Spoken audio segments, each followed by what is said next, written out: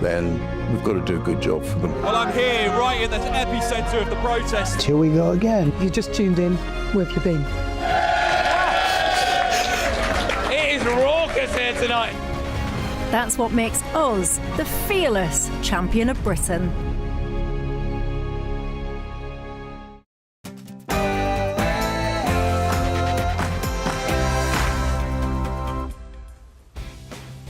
Good evening, good morning, never know which it is. Live from Washington DC, this is GB News with the stories shaping Britain and America. I remember coming to see our Maggies just after the King being diagnosed. Nobody could say anything at the time. That was quite difficult. Breaking tonight. The Queen has spoken for the first time about an emotional strain of keeping the King's cancer diagnosis secret from the public before it was announced to the world. Plus, We will drill, baby, drill. Conservative Party will tomorrow make the case for ditching net zero, arguing Britain should put cheaper electricity first and let consumer choice be king.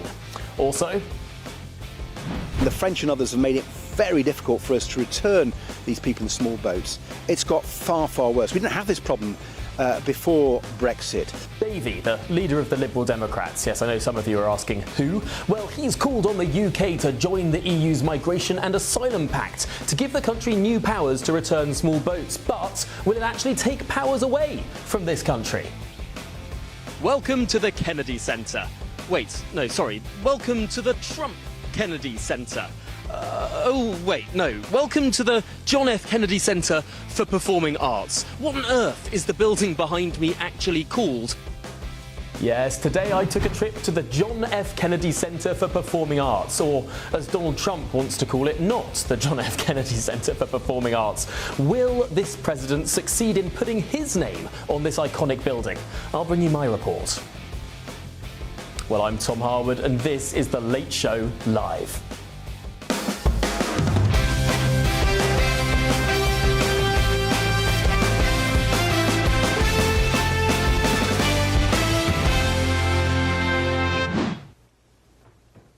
Welcome to The Late Show Live. Joining me this evening in Washington is my panel of Laurie Watkins and Tim Dosha. And in London, it's Jonathan Liz and Paul Cox. Well, thank you everyone for joining us tonight. Absolutely fantastic to have you all with us. We will be getting to you all with our first story in just a moment's time.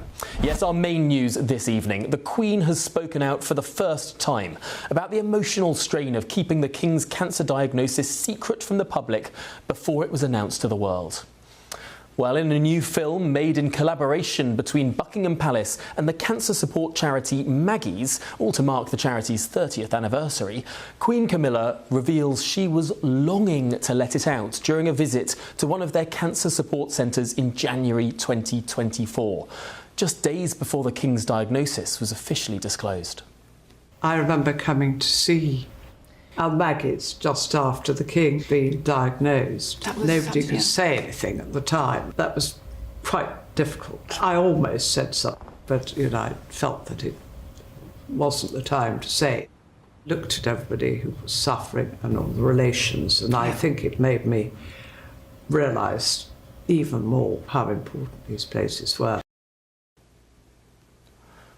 Heartbreaking to think that the Queen there was talking to family members of cancer patients and wasn't able to say, I know exactly how you're feeling.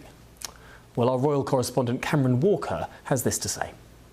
Well, a pretty open and honest discussion there with Her Majesty the Queen, of course, talking for the first time about how she felt in the days leading up to the King's public announcement of his cancer diagnosis. She was speaking to the chief executive of Maggie's, that's a cancer charity that she is president of, and they're celebrating their 30th anniversary this year. And the Queen talking very openly there about visiting a local Maggie's cancer centre in a London hospital, knowing full well that the King had recently been diagnosed with a form of cancer, but the world did not yet know. She said she almost said something, but the time wasn't right. And then just 5 days later, of course, Buckingham Palace announced that the King has been diagnosed with a form of cancer. The Queen also talked about how the King was coping with it, or had been coping with it, and that was by keeping as busy as possible. It was his way of coping, Her Majesty said. Of course, in the past, she has said that the doctors had been urging him to slow down and he needed to do as he was told, but the King was continued to keep calm, carry on, and continue with public duties, only taking a couple of months out of public-facing duties to deal with his cancer treatment before going back to it from April 2024, and he's been continuing on that trajectory ever since.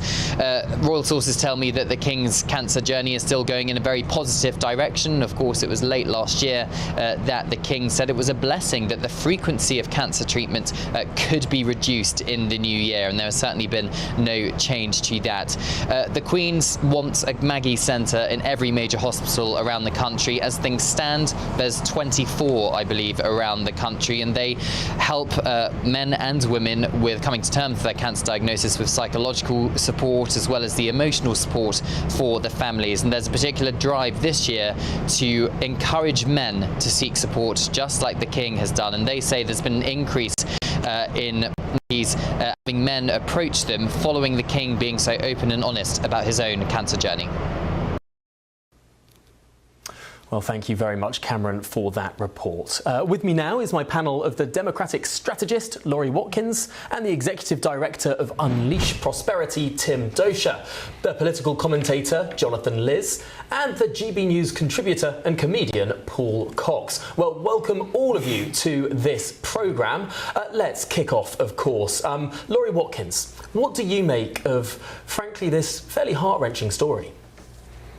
I've dealt with many family members, including my mother and uncle, and many people that I've also lost to cancer, so this is particularly, it hits my heart. Anyone, any family member that has gone through somebody getting a diagnosis like that and then going through treatment, it's really tough, especially for the person, but I'm just amazed that he's been able to keep his composure as well as the family and get through this tricky time. And Kate also went through a cancer diagnosis as well, so I'm praying for the royal family.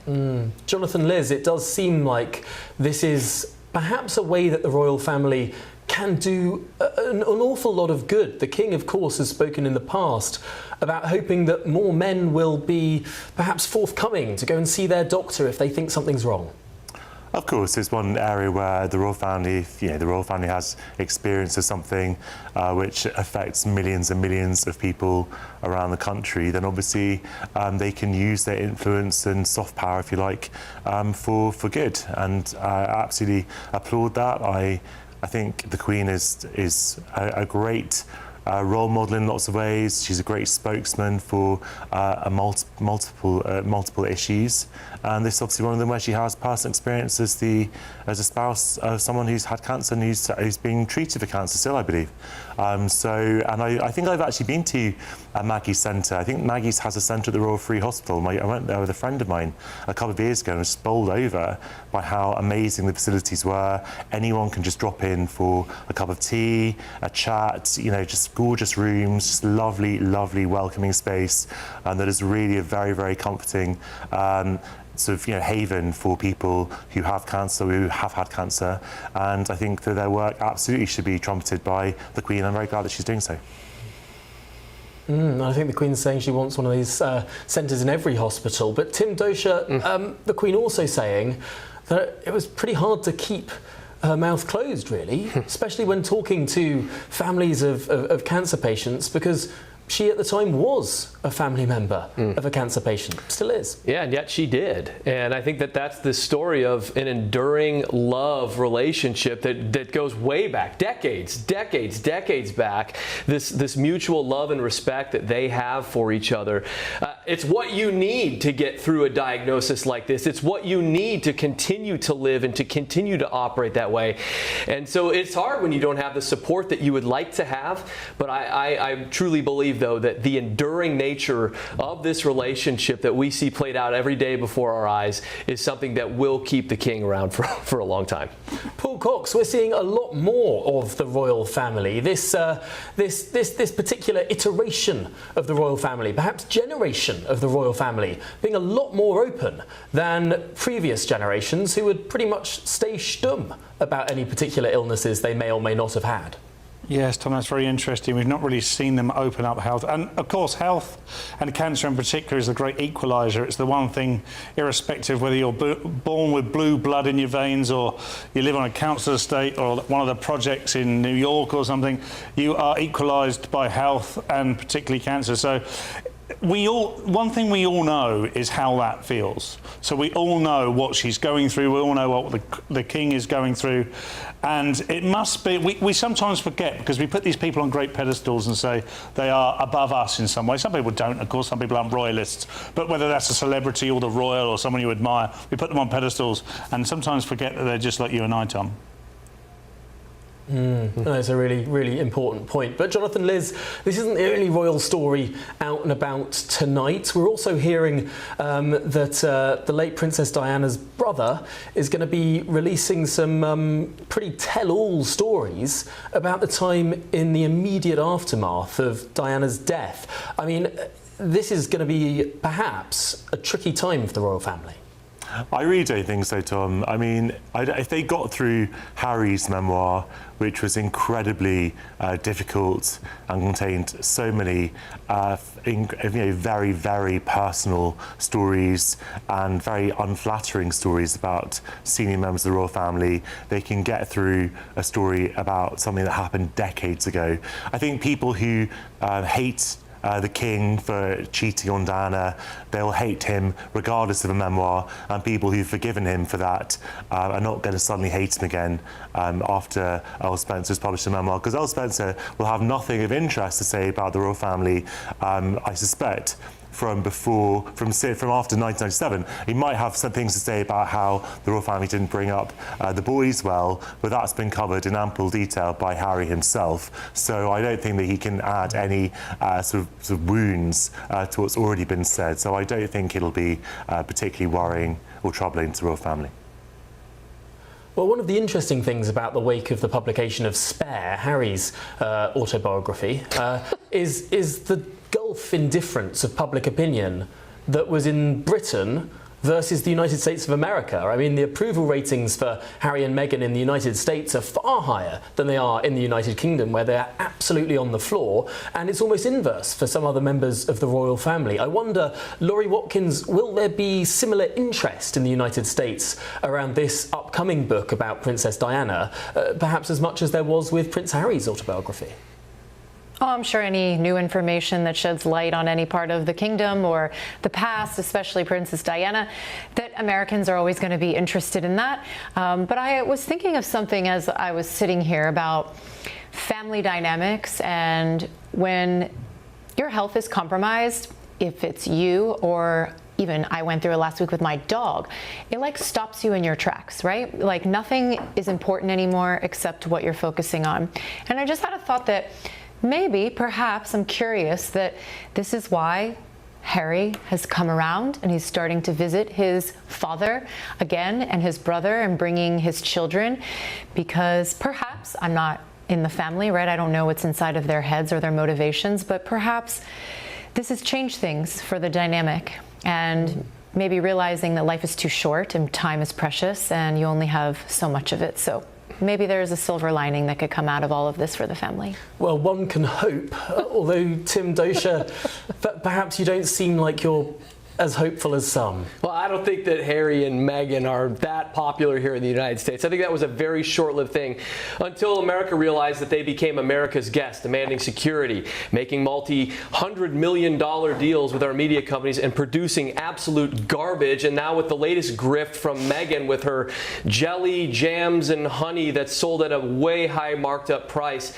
and then asking their friends to fly them around on private jets back for Harry to see his father. I think it's a little bit transparent, and I'm not so sure we're going to see that, that wonderful reunion that we might be hoping for. But I also question, and maybe it's just because I'm not fully British yet, Tom, I'm hoping you can induct me someday. I'll do the history test on you. But why now? Why is this coming out now? 30 years after. I mean, why is any new information coming out now? What was the point of that? Yeah, I suppose that's going to be a big question. Although for many people it might just be it's taken time to percolate over the things. You don't want to publish a book like that immediately after the death of your sister. I mean, Earl Spencer, I'm sure, has been thinking about the passage of time there. I wonder if we can get a word from Jonathan Liz on this potential comparison that some are making between Earl Spencer and Prince Harry. Well, I think I just covered that a second ago, didn't I, about how they both have had different memoirs, and Harry's is obviously going to be a lot more impactful because it happened to him, and it was his mother and his family. Well, Spencer, I think one criticism that has been levelled at Earl Spencer over the years is that he wasn't really in the prince's lives, and he'd fallen out, I think, with his sister, and then obviously at the funeral, I think a lot of people found it a little bit of a chutzpah, if I can use a Yiddish word, that someone who hadn't really been in the prince's lives sought to assert his claim over them just because their mother died and he was the closest male relative to her. And I don't believe that he's been very close to them since then, actually. I don't think he played a great part in their upbringing. I might be wrong, but as far as I understand it, he's not a major part of their lives. So, I'll obviously be interested, and I've got friends who are friends, we have mutual friends, Earl Spencer and I, and he's a lovely man apparently, and he has great soirees at Althorp.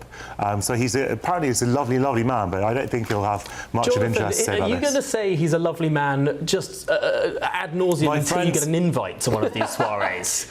Tom, I have suggested to my friends that if they're ever looking for a +1 to take to one of these soirees at Althorp, I'd be more than happy to fill that role, but I think that he prefers women of a certain age, shall we say.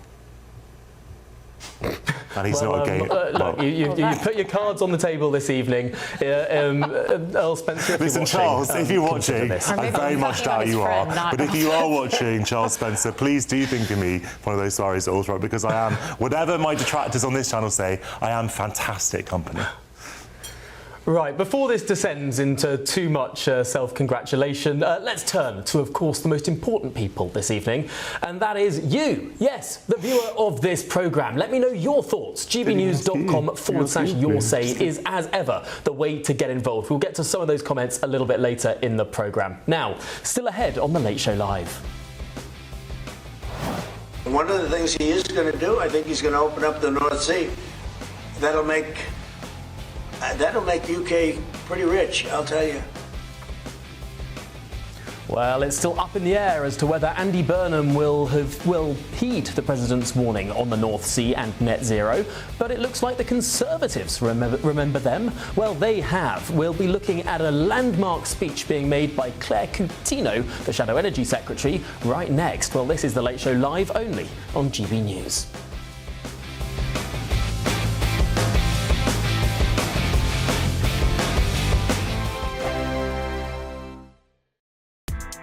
Join me, Nana Akwe, for an informative, interactive news programme with a difference. It's fun. No, he didn't say that, Dave. I'm so surprised. I think there's an element of truth to that. Join me from 3 p.m. every weekend, only on GB News, Britain's news channel. Hi, I'm Michelle Dewberry, and my show is your opportunity to cut through all the noise and dive in headfirst to some robust debates. Ideas clash. Situation, isn't it? Because the failure is you're deliberately avoiding my point. Nothing's held back. And if you think this is the end of it, wait for more. And we do not shy away from the difficult stuff. Sometimes I want to shake people and say, if only you understood.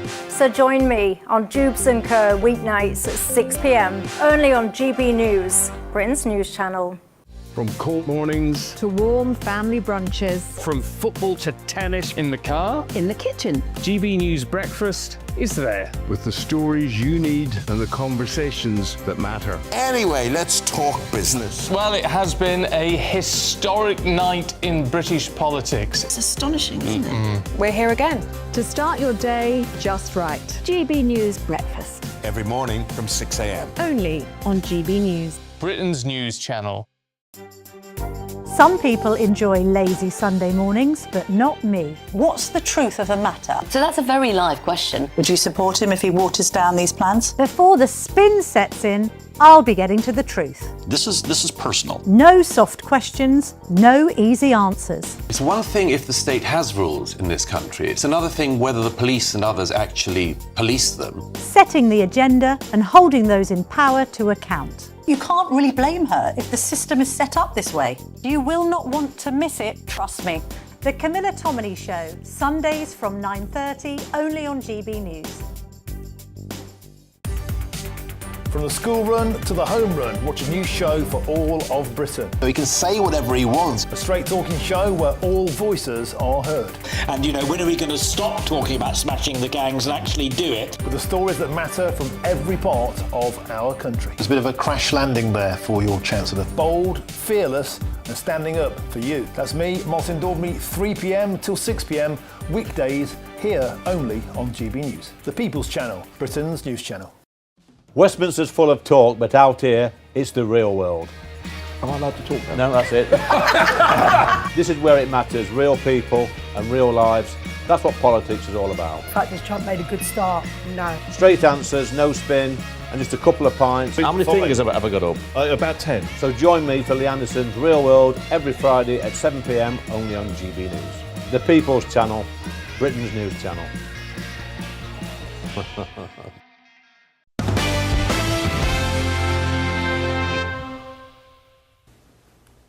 Welcome back to the Late Show Live. Now, the Shadow Energy Secretary will tomorrow be making the case for ditching net zero in favour of cheaper energy bills. Yes, Claire Coutinho will argue that Britain should focus on making electricity affordable and then let the consumer be king. Yes, consumer choice. The Tories want a mix of more gas, more nuclear and fewer renewables, claiming that new analysis shows it would save households around £540 a year. Well, Kemi Badenoch has already vowed to scrap Britain's net zero 2050 target. Meanwhile, Labour's eco-millionaire donor Dale Vince has made a stunning U-turn, backing new drilling in the North Sea to cut bills and create British jobs. This is what he had to say on the channel earlier. I'm saying that they actually would make economic sense. There would be a case for them. We could bring our bills down. At the moment, there is no case. And I think that would change everything. What about the environmental case, though? Wasn't that your main shtick? No. No, I'm a practical, pragmatic person. Well, is the tide turning? Should cheap energy come before net zero? With me is the director at the Climate Media Coalition, Donica McCarthy. Donica, thanks indeed for joining us this evening. What do you make of this analysis? Because it's not just a speech from a politician. This is backed up by some pretty serious work that's saying that a differently structured grid could save a lot of money. Well, Tom, I've been involved in politics and journalism for 30 years. And I've written about corruption in politics, whether in the Liberal Democrats, my former party, the Tories, or the Labour Party. And I just had a casual look at this report that's being produced and who's funding it, who's funded the outfit. Onward Trust has taken last year funding from the national grid, the privatised national grid, which Coutinho is actually talking about, and secondly by Equinor, BP and Shell. Equinor is the developer of Rosebank. So what we have here is a report funded by the industries that actually stand to benefit from the exploitation of our people funding the organisation that wrote the report. Is it because you don't want to contend with the arguments contained within the report? Surely, who funds the organisation in part or in whole, and I think it's very much in part, behind a particular report, that shouldn't matter. Because you should be able to look at the work in the report and see, for instance, the arguments to end renewable subsidies, the arguments to massively scale up nuclear power, and the arguments, yes, to use more gas. One of the arguments, for instance, contained in this report is that huge amounts of money are going to have to be spent on pylons, because turns out where wind farms are is quite a long way away from where homes are. And so we're going to need a lot more pylons across the countryside to transfer the energy. cheap. That's very expensive. Whereas if you have a nuclear power station, that can be closer to where people live. Or if you have a gas-fired power station, that can be even closer, and it can use lots more existing infrastructure. That's one of the cost savings. How about you deal with the arguments rather than the people? I will deal with both the arguments and the corruption behind it, Tom. The British public are sick of our politics being bought. And I thought you and GBNews are committed to transparency in politics and committed to cleaning up British politics. So I will address that. But secondly, dealing with the point you made. Do I believe a report funded by Equinor and the National Grid privatised, or do I believe the report by the International Energy Agency? The International Energy Agency, which is funded by governments, 20 governments across the OECD, has repeatedly stated that renewables are the cheapest energy available for our grids. The idea that nuclear... Wait, one minute, let me finish. Let me finish my point. You raised nuclear. Let me finish the point. You raised nuclear. I've got to address it. I'll come right back to you, Donica. Let me finish my point. Because I know exactly what you're referring to. I'll come right back to you. Nuclear power. Ultimately, what the numbers you are pointing to here, if we both talk, no one can hear. Donica, are you going to let me speak? Donica? Well, you're raising it, so I'm answering your point. What these reports are saying is that in isolation, wind farms can be cheap. Ultimately, in Britain, they've been becoming more expensive with the auctions that have been going on year on year. Each time it's become more expensive, and we've seen that with the latest auction under Ed Miliband. But those individual costs of wind farms do not take into account the system costs, the pylons that I've just been talking about, the backup that is required, all of these things. I mean, huge numbers of batteries for when the wind doesn't blow. These are the things that this Onward report deals with, that the reports you cite do not contend with. The International Energy talks about full lifetime costs of renewable energy for our grids. And you actually talked about wind turbines becoming more expensive over the last 5 years, yes, but you didn't point out that even though they have increased in price in the last auction, they still are radically cheaper than new nuclear or new gas.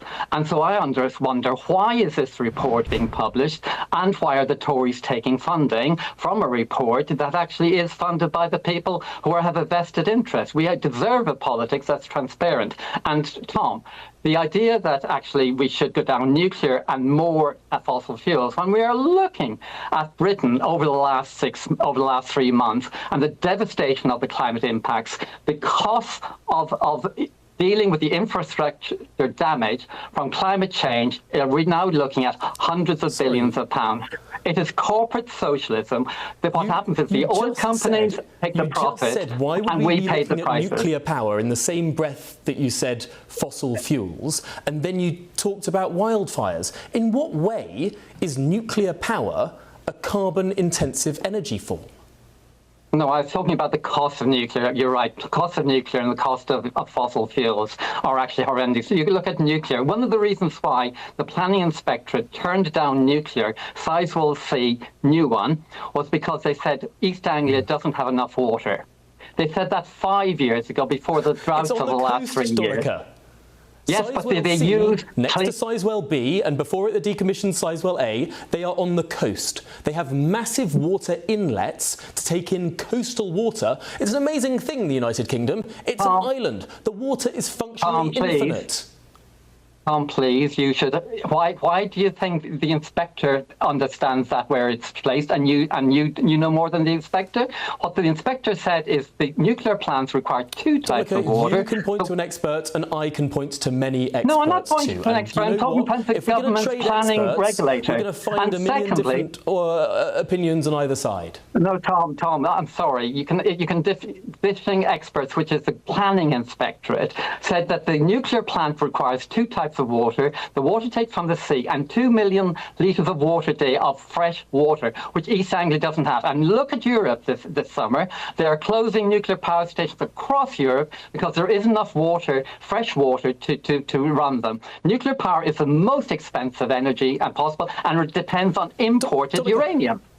I would love to spend an hour with you talking about nuclear energy because, my God, I think I would win that conversation. Do you know why South Korea creates nuclear power stations at 1/6 the cost of British nuclear power stations? You're right to say nuclear power is prohibitively expensive in the United Kingdom and indeed the United States, mainly thanks to the Alara ratchet of regulations that mean that every single year regulatory capture means that safety has to be improved. 30% more concrete is being used in Sizewell C compared to an equivalent reactor in France. Same design, 30% more concrete because of this regulatory ratchet. We have made it prohibitively expensive to build nuclear power in this country, although one of the few good things that the Keir Starmer government did was commission a review to make it cheaper, to repeal some of those regulations, to build at South Korean costs, which I will remind you are 1/6 of British costs. Tom, why did they increase the amount of concrete required in that nuclear power station? It was because of Fukushima. If a nuclear and when nuclear power stations go wrong, the impacts and costs to society are devastating. How many people died at Fukushima? How many people died from radiation poisoning at Fukushima? The impacts on the land and the sea has been billions of pounds. How much has it cost? One person died at Fukushima from radiation poisoning. And might I remind you, that was a nuclear power station that was hit by an earthquake and a tidal wave. And not one person died from nuclear radiation poisoning. People died from the earthquake. People died from the tsunami. It was a terrible time. And yet, the response from regulators of this incredibly safe form of power, that despite the might and weight of Mother Earth being thrown at this power station, not one person died of nuclear regulation. And your response is it wasn't safe enough? It was plenty safe. Why is the response to every single crisis to make things more expensive, to make energy more expensive? And actually, the regulatory response to that Tom, am I here to have an interview, or are you having a rant at me? than if we had reduced regulations in the first place.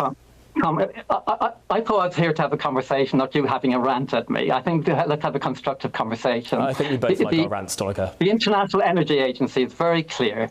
Nuclear power is the most expensive that we have. And my view is that we need to look at what's happening with the climate. It's 6 times as expensive in Britain as it is in South Korea. You can't say it is the most expensive form of energy when the cost is so different in different places.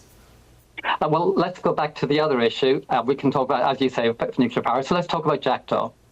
We have had hundreds of newspaper articles about Jackdaw. How many days of gas will Jackdaw provide over the next 10 years? 200 days of actual, it's all it will do. Then when it runs out, we will have to find alternative energy. The North Sea is almost empty, 93% empty. And no matter how much we drill, we will not actually supply Britain's entire energy from the North Sea. Has banned exploration in the North Sea. The miraculous thing about the price mechanism is that as the price of oil goes up and the price of gas goes up, we find more oil and gas. There is no such thing as a gas reserve in a gas field because the amount that can be extracted depends on the price of gas. And as the price goes up, it turns out that the reserves of a certain country can shoot up too, because stuff that was previously uneconomic to extract becomes economic to extract. That's the beauty of the price mechanism, because that means that more comes on supply and then the price goes back down. And what you've just said is that it depends on the price. What is the currently most expensive energy on our grid? What is costing Britain a huge amount in subsidy? It's actually the oil crisis in the Middle East with the Israeli war in Iran. And that means fossil fuel prices. What subsidy fossil fuel prices. Why is Saudi Arabia quite rich? Can I finish any sentence? Because this is the peculiar thing that Green campaigners often say. We subsidise our oil fields. What country on earth subsidises? No, countries with oil are rich countries. It is a fiction that Green campaigners come up with that we somehow subsidise the North Sea. It's nonsense. What is the point of my being on the programme? When every time I start a sentence, halfway through the sentence, you interrupt with a different point that's not relevant to the point I'm making. Every time you start a sentence, you start saying untruths, and I have to. It's my journalistic duty. Let me finish this. Maybe if you let me finish the sentence. then you would realise whether what I'm saying is right or not, rather than jumping to a conclusion. Because what I was about to say before you jumped down my throat was that actually the subsidy we are paying is a massive increase in fossil fuel prices because of the crisis in Iran and Israel, and that means again. The government's CCC said every time there's an oil crisis, it costs the British economy £100 billion. And so what we need to do is to wean ourselves off our addiction to fossil fuels and actually move on to cheaper, cleaner energy, not only for the price for customers, but also for the planet, because actually we have run out of time to protect our food supplies, and that is the thing I'm most worried about. Look at the farmers in Europe and Britain. They are suffering because of the drought, and this is the third drought, Tom, in 4 years, and we have to deal with this crisis, because actually economically, without food, there is no economy. Donica, I want you to devote all 3 hours of this programme to this conversation. Sadly, we cannot, but it is genuinely always a delight to speak to you. Thank you indeed for your time and being so generous with it this evening. Thank you. Well, let's try and dissect some of that with my panel now. The Democrat strategist Laurie Watkins, the executive director at Unleash Prosperity Tim Dosha, the political commentator Jonathan Liss, and the GB News contributor and comedian Paul Cox. I think we need a comedian to try and diffuse some of the atmosphere. Anyone know one? Paul, what do you make of, first of all, what Donica was trying to argue, and second of all, the speech that we'll hear from the Tories tomorrow? It was really interesting, and what I'm noticing now, there seems to be a great deal of panic from the net zero climate alarmist zealots. They seem to just be on the back foot, whereas every time they're challenged, because half the problem is they said the world was going to end several times, and when the world doesn't end, it kind of causes them a problem because they live by fear. Nuclear energy, by the way, nuclear energy is amazing. It provides you with lots of long-term energy security. You can stockpile it for hundreds of years. It's incredibly energy dense, which means for a very small amount of nuclear energy, you can generate a huge amount of electricity. It doesn't take up a great deal of land. Actually, its safety is some of the highest on the planet by comparison. But of course, when it does go wrong, it's a huge problem. But in general, it's incredibly safe. I don't know why you're laughing. I haven't told any jokes yet, Jonathan. But I will. When it goes wrong, it's like a bit David Brent, isn't it? Obviously, it's great. When it goes wrong, it's a bit of a problem. Well, that's a bit of a problem, isn't it? Okay, so Fukushima.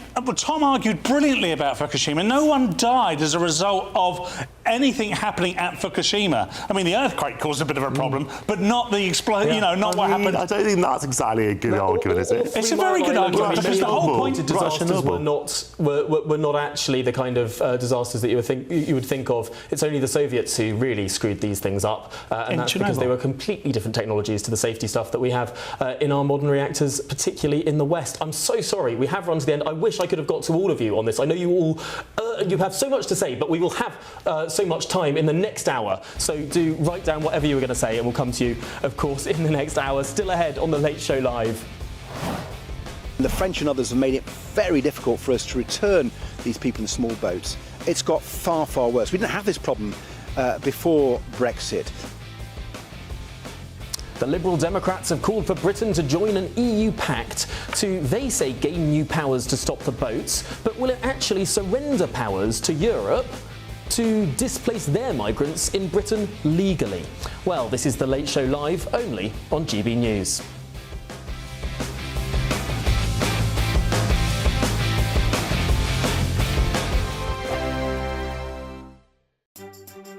Some people enjoy lazy Sunday mornings, but not me. What's the truth of the matter? So that's a very live question. Would you support him if he waters down these plans? Before the spin sets in, I'll be getting to the truth. This is personal. No soft questions, no easy answers. It's one thing if the state has rules in this country. It's another thing whether the police and others actually police them. Setting the agenda and holding those in power to account. You can't really blame her if the system is set up this way. You will not want to miss it, trust me. The Camilla Tominey Show, Sundays from 9:30, only on GB News.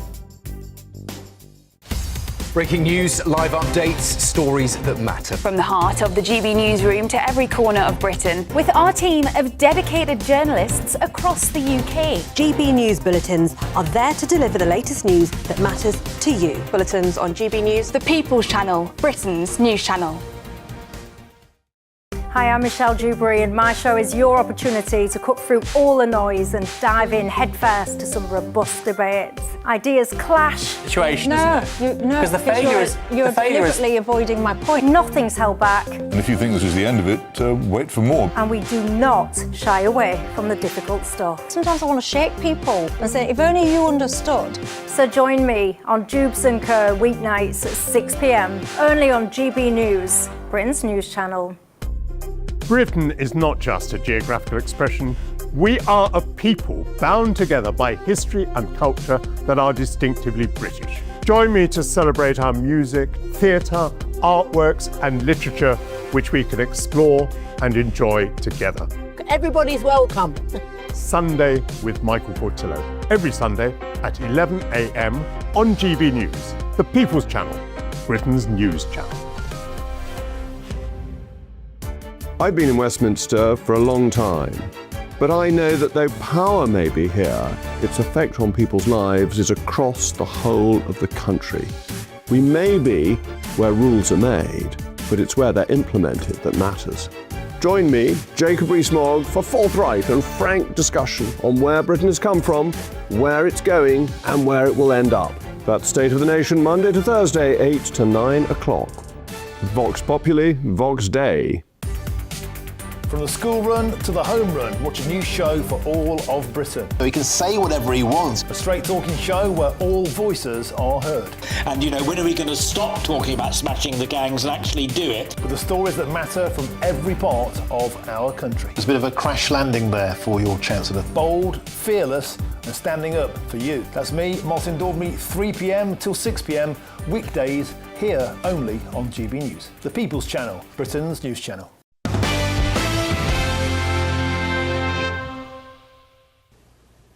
Welcome back to The Late Show Live. Now, a new book written by a former contributor to the Trump-linked Project 2025 has critiqued the movement now as a kakistocracy. Yes, that's the title of the book. A kakistocracy is defined as a system of government run by the worst, or the least qualified, or most unprincipled people. Well, the author, Richard Hanania, is an American political scientist who's long been a key voice leading the charge against DEI in the United States. Well, despite this huge impact on the Conservative movement, he's now become disillusioned with it and highly critical of the second Trump administration. Delighted to say that Richard Hanania joins me now, the author of Kakistocracy. Richard, why did you become disillusioned with Donald Trump, a man you once supported? Well, I was always seeing the Trump movement as something that can go in one of two directions. In the first administration, I was generally happy with the way things went. You had a conservative Republican government. They appointed good judges to the bench, tax cuts, deregulation, all of that good stuff. We got Operation Warp Speed. There wasn't nearly as much crankery, although there were problems with the first Trump administration. Now, the second Trump administration, I think, undertook a transformation that is common to populist movements. They come to power and they have something important to say. They're fulfilling some kind of backlash to what elites have been doing, but it often goes off the rails. So in the second administration, I mean, even if you like some of the policies, like the war with Iran, I don't think anyone in good conscience or in good faith can argue that this has been planned well. Even if you like something like tariffs in theory, the way that they are implemented, then taken off, I've been concerned with what's gone on in the Health and Human Services and just the level of corruption within the Trump administration. So I argue that this is a longer term kind of more generalizable problem we see with populist movements across the world. If it's true that so-called kakistocracy, rule by the worst, has made things so bad in the United States, why has the United States grown quite so quickly compared to other parts of the world? Well, we haven't been a kakistocracy for that long, Tom. It was really this administration where I think we've gone in the wrong direction, and that's one of my arguments why I think populism has been a bad thing in the United States. So in the UK, it's a place like Argentina and a place like El Salvador where you've had decades of economic stagnation or absurd levels of violence. Then sure, you might think that you might want to try something new. You might want to throw the bums out, and you might want to bring new people with fresh ideas. The United States has done pretty well under Republican and Democratic administrations. This level of government spending, our economic growth, as you've said, and what the Trump movement represents, and it's only been 2 years now of this new administration, is a move away from that. It's a radical solution to a country that's working pretty well, and that's why I've grown concerned. Ultimately, we have seen many criticisms of the Trump administration, but we've also seen the American system working as it was designed, almost as the founders intended, right? You've got Trump-appointed judges often striking down Trump decisions because they're unconstitutional. Is this really a kakistocracy, or is this the system working well? In some ways, it's working well. The interesting thing about judges is they have lifetime tenure. So Trump is not dealing with judges that were just appointed by Trump in the second term. He's still dealing with his first-term judges that he appointed and judges that were appointed by Ronald Reagan and Bill Clinton and George W. Bush and so on. So yeah, in some ways, the system is holding. In other ways, I don't know. The levels of corruption with the Trump administration are really off the charts. We've had inspectors general, people who investigate corruption, and Trump has fired them all, not all of them, but fired a lot of them and replaced them with lackeys. The way our relationship with the rest of the world, certainly American prestige and stature abroad, I think has suffered. So yeah, in some ways, sure, the system is not completely falling apart. In others, there are warning signs of what's going on. Now, in the book, available in all good bookshops, you define elite in a way that many people don't define elite. You sort of say that there's a cultural cachet to it rather than just wealth or perhaps viewership. I mean, you say that Donald Trump is not elite, Joe Rogan is not elite. But I want to put to you a Tyler Cowen quote where he spoke about European elites. And of course, perhaps the opposite of a kakistocracy is a technocracy. Much what the European Union has been since its inception. Tyler Cowen wrote, "People in the EU are super wise. You have a meal with some sort of French person who works in Brussels. It's very impressive. They're cultured, they have wonderful taste, they understand all these different languages, they know something about Chinese porcelain, and yet if you lived in a world run by them, the growth rate would be -1%. It's a great quote. I love that quote from Tyler. Yeah, there is something to that. There is a sense in which America has been this more freewheeling, unregulated, and you could say populist country that in a lot of ways has performed better than Europe. But there are other examples we could look at in the world where countries have fully embraced populism, and this is what I'm really worried about. I'm not talking about regular red state American governance. I'm looking at a global perspective, and I'm seeing what's happened to Venezuela over the years, what's happened to Argentina, what happened to Hungary under Orban, and if we keep going down in this direction, we're going to overcorrect against this. So you're right that the European Union and what's happened to Europe is probably the best case against elitism, but still the bad examples from populism are probably even worse. So if you're gonna err in one direction, you might want to err away from that. OK, well, Richard Hanania, thanks indeed for joining us and talking through your new book, Kakistocracy, which I think is a new word a lot of people have all learned this evening. Well, still ahead on The Late Show Live, after the Tories said we must prioritise cheap energy over net zero, we'll get to debating that one finally with my panel. This is The Late Show Live, only on GB News. Breaking news, live updates, stories that matter. From the heart of the GB newsroom to every corner of Britain, with our team of dedicated journalists across the UK. GB News bulletins are there to deliver the latest news that matters to you. Bulletins on GB News, the People's Channel, Britain's news channel. From cold mornings to warm family brunches. From football to tennis in the car. In the kitchen. GB News Breakfast is there. With the stories you need and the conversations that matter. Anyway, let's talk business. Well, it has been a historic night in British politics. It's astonishing, isn't it? We're here again. To start your day just right. GB News Breakfast. every morning from 6 a.m. Only on GB News. Britain's news channel. Westminster's full of talk, but out here, it's the real world. Am I allowed to talk now? No, that's it. This is where it matters, real people and real lives. That's what politics is all about. The fact that Trump made a good start, no. Straight answers, no spin, and just a couple of pints. How many fingers have I got up? About 10. So join me for Lee Anderson's Real World every Friday at 7 p.m. only on GB News. The People's Channel, Britain's news channel. At GB News, we love to hear from you, our loyal community. So drop us a line at gbnews.com/yoursay. There you can talk to each other and also to the presenters live on air. gbnews.com/yoursay, because GB News is your channel, Britain's news channel. Join me, Nana Akwe, for an informative, interactive news programme with a difference. It's fun. No, you didn't say that, Dave. I'm so surprised. I think there's an element of truth to that. Join me from 3 p.m. every weekend, only on GB News, Britain's news channel.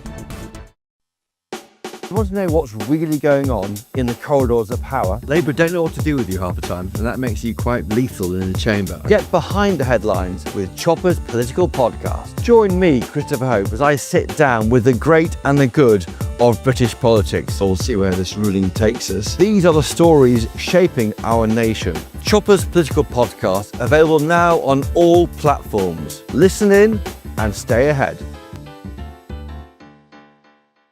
Hi, I'm Michelle Dewberry, and my show is your opportunity to cut through all the noise and dive in headfirst to some robust debates. Ideas clash. Situation, No, because the failure is you're deliberately avoiding my point. Nothing's held back. And if you think this is the end of it, wait for more. And we do not shy away from the difficult stuff. Sometimes I want to shake people and say, if only you understood. So join me on Dubes & Co. weeknights at 6 p.m. only on GB News, Britain's news channel.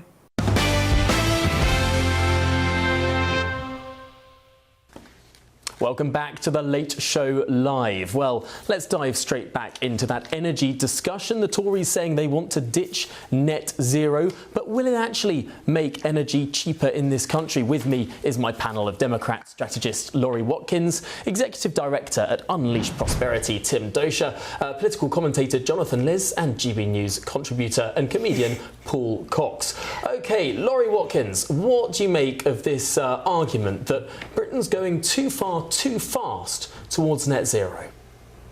It was very difficult for me to follow your conversation with that gentleman just because y'all were speaking over one another. But in general, I don't know enough about your history to say, is it going too far or not? But look, you've had fires in Europe just as many as we have had here in the United States. It's getting hotter, and I really feel for a lot of countries in Europe that never were designed to have air conditioning, right? Because it was never that hot, and they're not built or equipped to accommodate that now.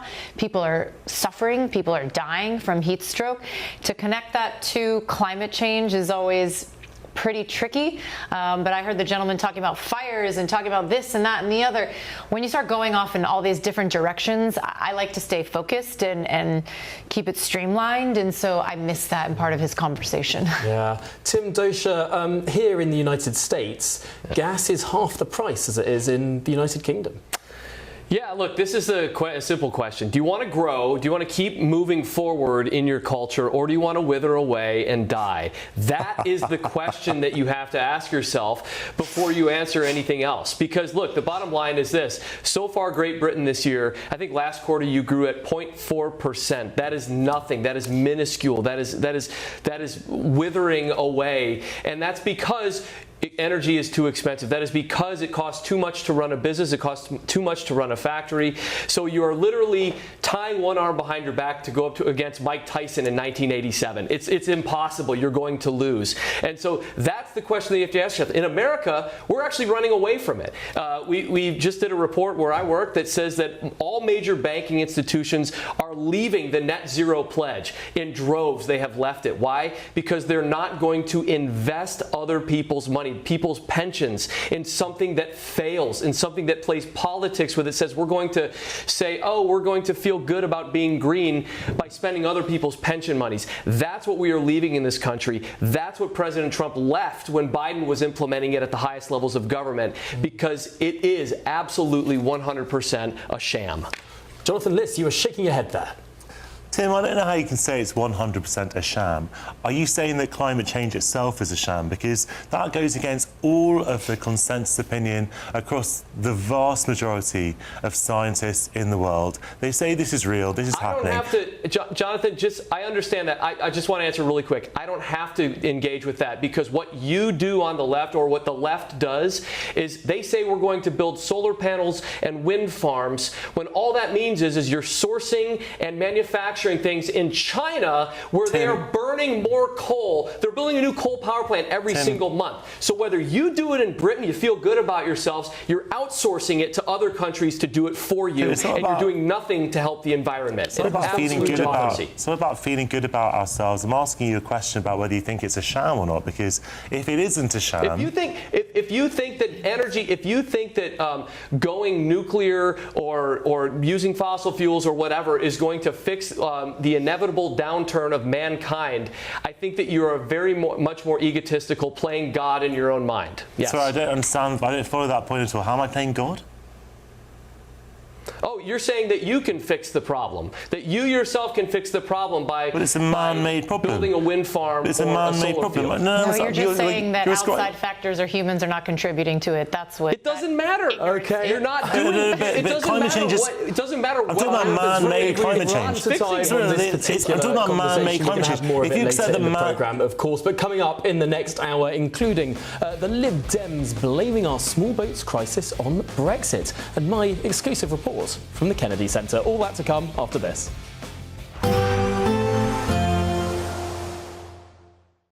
Today, clouds overhead, total zen within. Boxed Solar sponsors the weather on GB News.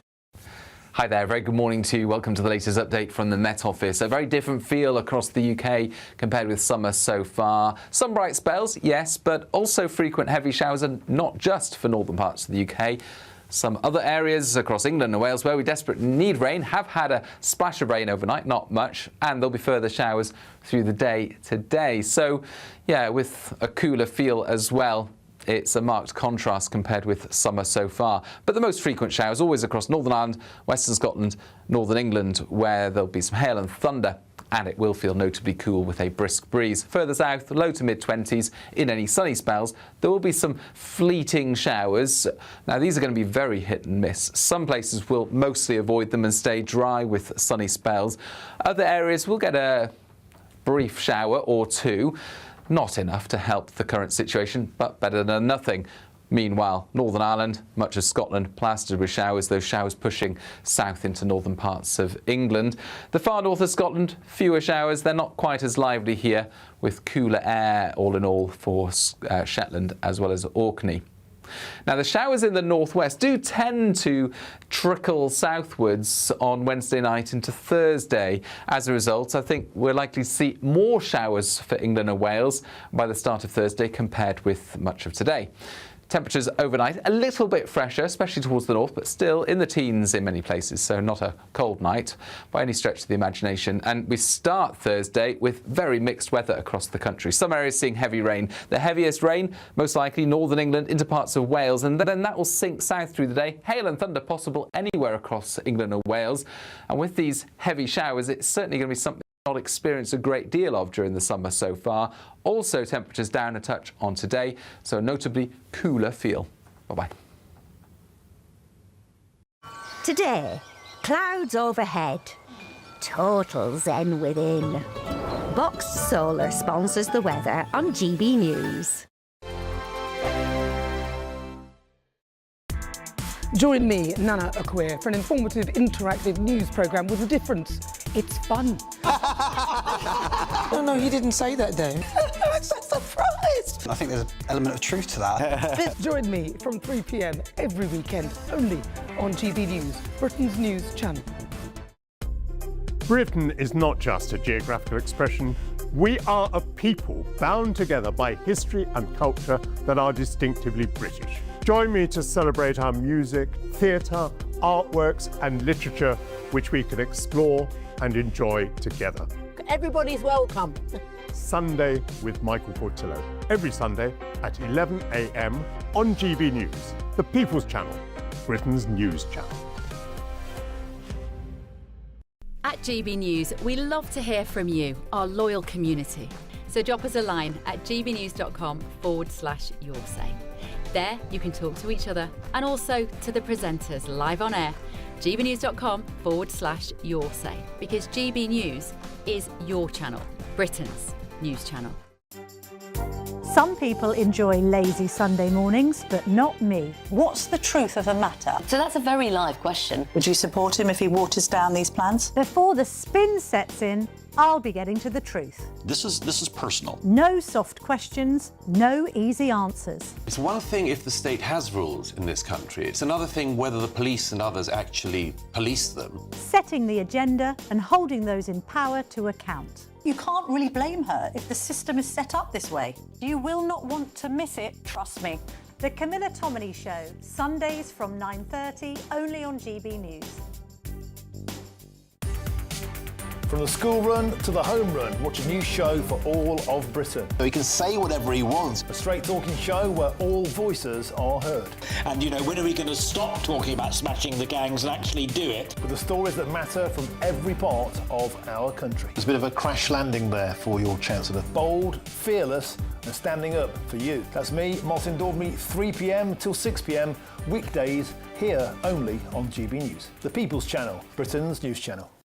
Westminster's full of talk, but out here, it's the real world. Am I allowed to talk now? No, that's it. This is where it matters, real people and real lives. That's what politics is all about. The fact that Trump made a good start, no. Straight answers, no spin, and just a couple of pints. How many fingers have I got up? About 10. So join me for Lee Anderson's Real World every Friday at 7 p.m, only on GB News. The People's Channel, Britain's news channel.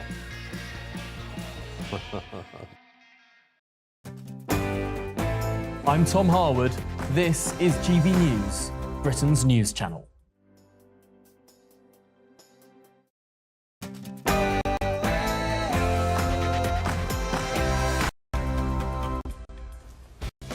Good evening or good morning, or whatever it is. It's 1 a.m. in British time. Live from Washington, D.C., this is GB News with the stories shaping both Britain and America.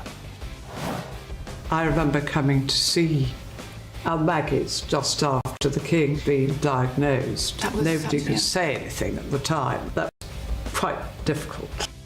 Tonight, the Queen has spoken out for the first time about the emotional strain of keeping the King's cancer diagnosis secret from the public before it was announced to the world. Plus, you can't nationalise whilst you're shutting down the North Sea. You can't have AI whilst Ed Miliband's making your electricity more and more expensive. well, the Conservative Party will tomorrow make the case for ditching net zero, arguing Britain should put cheaper electricity first and let consumer choice be king.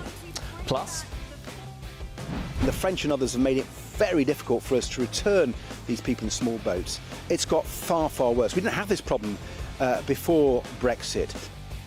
Sir Ed Davey has hopped off his water slide to call for the UK to join the EU's Migration and Asylum Pact. He says this would stop the small boats. Others say, no, it wouldn't. Welcome to the Kennedy Centre. Wait, no, sorry. Welcome to the Trump Kennedy Centre. Welcome to the John F. Kennedy Centre for Performing Arts. What on earth is the building behind me actually called? Yes, the strange argument enveloping the Trump administration. I took a trip to the John F. Kennedy Center for Performing Arts. Will President Trump succeed on putting his name on this famous building? I'll bring you my report. and SpaceX have achieved the impossible. Yes, one of their spaceships didn't actually explode, and now they've successfully guided Starship to a location just off the coast of Christmas Island. I'll be speaking to an expert about this marvel of human engineering a bit later in the programme. Well, I'm Tom Harwood, and this is The Late Show Live.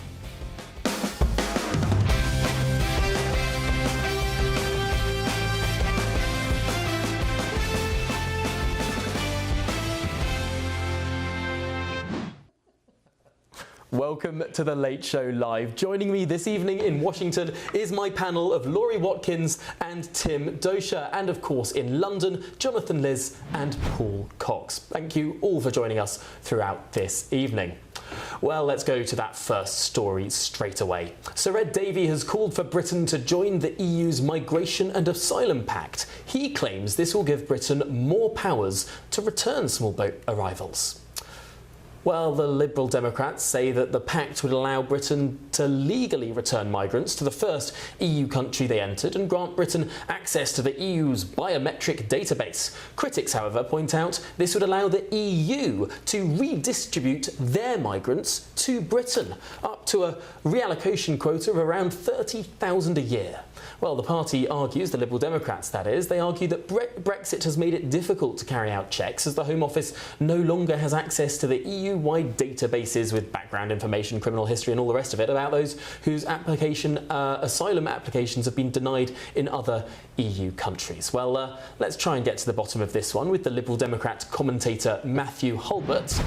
Matthew, come on, there's a reason why Keir Starmer nor Andy Burnham have been trying to pursue this EU asylum migration pact, and that's that it's not a panacea of all, good things. There are some very real drawbacks and some surrenders of sovereignty that would not really be put up with by the British people.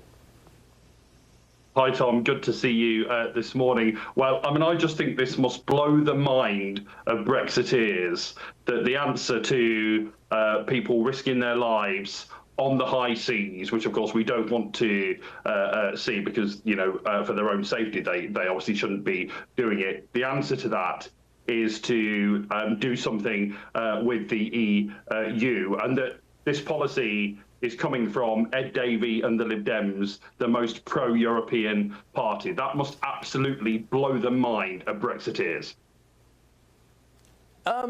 In your view, or Brexiteers might not believe Sir Ed Davey when he says that this would stop the boats. After all, back when Britain was a member of the European Union, we were signed up to something called the Dublin system. Now, we were a net recipient of illegal migrants under the Dublin arrangement. More people were redistributed to Britain than Britain was ever allowed to deport within that system. Why would this be any different? Well, look at what we've seen since then. As you know, I'm personally very liberal on migration, but I appreciate that it's a big issue for your viewers and listeners. Look at what we've seen since then. We've seen all of these small boat arrivals that you talk about on this channel every single day. That's as a result of Brexit. Nigel Farage and those selling Brexit didn't tell us about that in 2016, did they? Matthew? Because ultimately, and I'm sorry, there's a little bit of a delay on the line, so sorry if we talk past each other at some points. Ultimately, we saw before Britain left the European Union exactly the same problem about migrants hopping on the back of lorries. Now, fences were built, many millions of pounds, tens of millions of pounds of investment was put into the area around Calais to try and stop the lorry hopping, and instead the business model of the people smugglers changed from lorries to boats. That's simply what happened. But it makes sense, surely, doesn't it, Tom, that we're more able to work with the EU to tackle this issue as members of the EU? That just makes common sense. As a third party, it's much more difficult. But, I think the Lib Dems here and my party leader, who I don't always agree with, I sometimes come on here and have a bit of a go at him. But on this, I think he is right, and it'd be quite something, wouldn't it, if the Lib Dems and Ed Davey came up with the most sensible and compassionate policy for ending people risking their lives on the high seas. Can I read you some of the terms of the EU Asylum and Migration Pact, Matthew? It says compulsory solidarity obligation, the EU's words. That would mean at least 30,000 illegal migrants reallocated by the EU, we wouldn't get a say in it, into Britain. It would mean EU countries could send other migrants, not part of that allocation, to Britain if they had family ties with people in Britain, or if they'd once studied in Britain. And we know how many study visas Britain gives out to try and prop up our university sector. It would mean that Britain would be a rule taker from the European Union on any subsequent changes to the Migration Pact. So if we agree to one thing and the Migration Pact changes in a year or two, we would not get a say. We'd have to implement those changes if we wanted to remain a member of the Pact. I could go on. It would guarantee labour market access for illegal migrants in just 6 months. In Britain, of course, we don't allow asylum seekers to work. We say you have to actually gain asylum before you can work. All of these things would come with this sort of pact that the Liberal Democrats are proposing. Well, it's interesting there that you say we'd be rule takers from the EU. Well, the answer to that is very simple, isn't it? It's for us to rejoin the European Union and to be full members of that organisation, which, of course, as a proud pro-European, I very much hope will happen in my lifetime. In that case. Well, we'd be partners within the EU. We'd be making the rules. We'd get a qualified majority vote in the rules. Do you know what percentage of the vote Britain would get out of the 500 million people strong European Union? We wouldn't get a veto. We would not be making the rules. Well, we'd get more of a say than we're getting at the moment. And as I say, the fact remains that since leaving the EU, more of these crossings have happened. And as I tried to say earlier on, Nigel Farage and those selling Brexit didn't tell us about that in 2016, did they? That wasn't on their lips when they were trying to sell Brexit, when they were peddling their, what should I call it, their untruths is perhaps the most polite word. I think people might have voted in a different way had they been aware that more of these boat crossings would happen if we left the EU. Matthew, have you heard of the logical fallacy post hoc ergo propter hoc? That sounds like, I'm glad it was you who had to say that, Tom. No, go on then. Come on, tell me what's that. After this, therefore, because of this. It's a logical fallacy because very often in these sorts of debates, people will say, this thing happened after this event. Now, that doesn't make that event causal. Just because something happened after that event doesn't mean that it was spurred by that event. You're going to need more data to try and argue that it was actually created by that event. Just because it happened, COVID happened after we left the European Union, is Brexit responsible for a global pandemic too? No, but I think that what my party leader would say is that you can look at the figures, that when we were part of an agreement as a full member of the EU, we weren't seeing crossings like we are now. And I think it's for the Brexiteers to have to answer for what we've seen since we left the EU. It's you who's making the claim of a causal link. That's not on Brexiteers to try and substantiate or disprove the claim that you are making. You're saying after this, therefore because of this. You have to explain why after this, therefore because of this. You can't just say this happened after that, therefore that was responsible for this.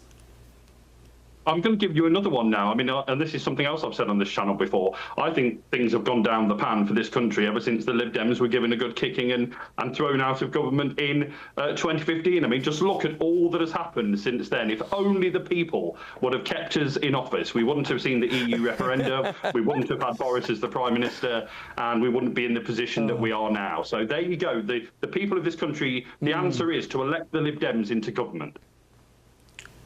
Absolutely wonderful. I mean, that is perhaps the best post hoc ergo propter hoc that I think I've ever heard. Well, Matthew Hulbert, thanks indeed for joining and talking through this particular proposal of the Liberal Democrats. Really appreciate your thoughts on that one. Liberal Democrat commentator Matthew Hulbert there. Well, with me now is my panel of the Democrat strategist, Laurie Watkins, the executive director at Unleash Prosperity, Tim Dosha, the political commentator, Jonathan Liz, and the GB News contributor and comedian, Paul Cox. Well, let's start with you, Tim, because ultimately the United States of America had a huge illegal migration problem that seems to have been largely solved.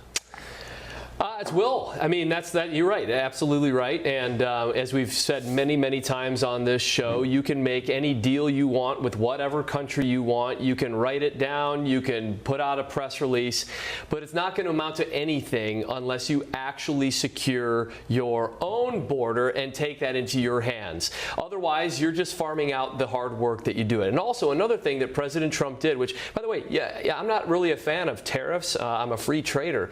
But one thing that President Trump did do is he said, you're going to get a big tariff, Mexico, if you don't stop these people from not just coming into your country, but allowing them to pass through your country to come into ours. These are the kinds of deals that Great Britain should be jumping over themselves to make by nothing else but force. By nothing else but if you want us, if you want to do business with us, you got to do this. No exceptions. Is there a slightly difficult problem here, though, Tim, that we're not exactly analogous to the United States? The United States has an economy many, many bigger times than Mexico. Australia has an almost infinitesimally larger economy than Nauru, the island that it deports its illegal migrants to. Britain, unfortunately, has a pretty similar-sized economy to France. Britain and France are both nuclear powers. France holds many pinch points on the British economy of trade, of energy. Ultimately, it's going to be pretty hard for us to threaten France. Well, look, I mean, you can, that's up to you to decide. My point is you got to take their situation into your own hands, and you can't be relying on other countries to fix the problem for you. That's your choice. You choose to send the signal. And that's one of the things that President Trump did differently than Joe Biden. He actually sent a signal that said, you're not welcome. You are absolutely not welcome. We are very, very serious here. And guess what? They didn't come. You know, once you say, hey, you know, President Trump was awful, we're not going to build the wall. Remember the Democrats in 2016, 17, 18, his first administration, their entire job was depriving President Trump of the wall. It was their signature protest to President Trump. What kind of signal does that send when you get into power? It says, we're open, come across this big, massive border. And our border is, what, 100 times bigger than Great Britain's border? I know we're a smaller country, but, I mean, 0 people are coming into this country basically now. Paul Cox, is there a slight mixed message that politicians are sending? I mean, we're not very clear. Although so many politicians say, don't cross by small boats, it's dangerous, stop doing it. The moment that they do, we give them free food, free housing, and an overwhelmingly likely path to permanent residency. Yeah, look, the root cause of the small boat invasion crisis is not Brexit as Matthew. I mean, Matthew Holbert, what a lovely guy. He's lovely and wrong in equal measure every time we speak to him. God bless him. It's the incentive. Show me the incentive, I'll show you the solution. So we offer the best incentive, and that's compounded by the fact that they want to get through Europe. Europe's allowing them to get through, and Europe have a certain amount of spite aimed towards Great Britain for having the audacity to leave the European Union. All those things combined present the issue. It's got nothing to do specifically with Brexit. Brexit may have compounded the issue, but that's an emotion. It's the emotion that the EU have towards us for having the audacity. It's the incentive that's the root cause problem, and the incentive, if we took away the incentive, they wouldn't come here and they would stay in France. And let's look at this from the prism of the EU for a moment. Of course they want them to go to Great Britain. They don't want them to stay in France. They don't want them to stay, well, in Germany, Angela Merkel had a slightly different plan, which has really backfired after 10 years. But they didn't want them to stay there. They're quite happy for them to go. If you've got massive cohorts of men causing you problems in your country and they say, we're trying to get somewhere else, why wouldn't you assist them on their way? And if you've got a bunch of ollies in government that are going to give you the best part of £1 billion to do so, why wouldn't you take that too? This is a historic mess. And by the way, it won't take a genius in the future to look back and point out everything we did wrong. OK, Jonathan, Liz, what do you make of that? Well, I obviously disagree with everything Paul says, but that doesn't really tell that much, I suppose. I think the Lib Dems are actually kind of responsible for Brexit. You're also lovely and wrong, I suppose, in the view of Paul. He's certainly wrong. Occasionally we have a laugh together. The Lib Dems, I kind of think they're responsible for Brexit. This is my personal theory, because if they hadn't been so craven in getting into bed with the Conservatives, which they did. I'll never forgive them for it, Tom. If they hadn't done that, then David Cameron would never have been able to have his Bloomberg speech in 2012, and we would never have Brexit now. So they should have really kept their hands to themselves in 2010. But anyway, putting that to one side. Jonathan, to make that argument, you have to say that the British people should never have been asked the question, should never have been afforded the opportunity to give their view on whether Britain should be a member of the European Union or not. I think that it was actually a disaster, Tom. It was a disastrous referendum, and if you're going to ask people a question, you have to make sure that they have fair access to the information before, and that was never guaranteed. When you have a referendum in somewhere like Ireland... Do you think that politicians know better than the British people? I think that the whole point of elections, Tom, is that we outsource decision-making to politicians. That's why we have elections. That's why we don't have decisions that the public make every single week, because we elect people. Why do we conduct opinion polls then? Well, the opinion polls aren't binding, Tom. I'm not sure what that means. No, they're not, but they certainly inform how politicians behave. I would put it to you, Jonathan, I wish that they did. I wish they did. I wish that polls did actually inform what politicians did, because you've had every single poll, I think, since 2017 that's indicated that the British people actually regret Brexit and would like to go back into the EU. Now, I don't actually think that's sensible politics necessarily. I hope that's because you're actually yawning rather than just feigning boredom at my answer, because, my God, I've got something to give you in turn, if that is the case, Mr. Cox. Claws are out this evening. Come on, let's all calm down. We're great friends, really. I just do happen to think that he spouts a lot of cocks. So anyway, the thing with Brexit is that actually the British people are not on your side on this, Tom. Just like the American people are not on Trump's side when it comes to Iran. But that didn't stop him making an absolute hash of what he's done out there, completely contrary to what the American people wanted. Because politicians have a mandate. They don't always follow what the people... Yeah, the politicians don't always follow what people want.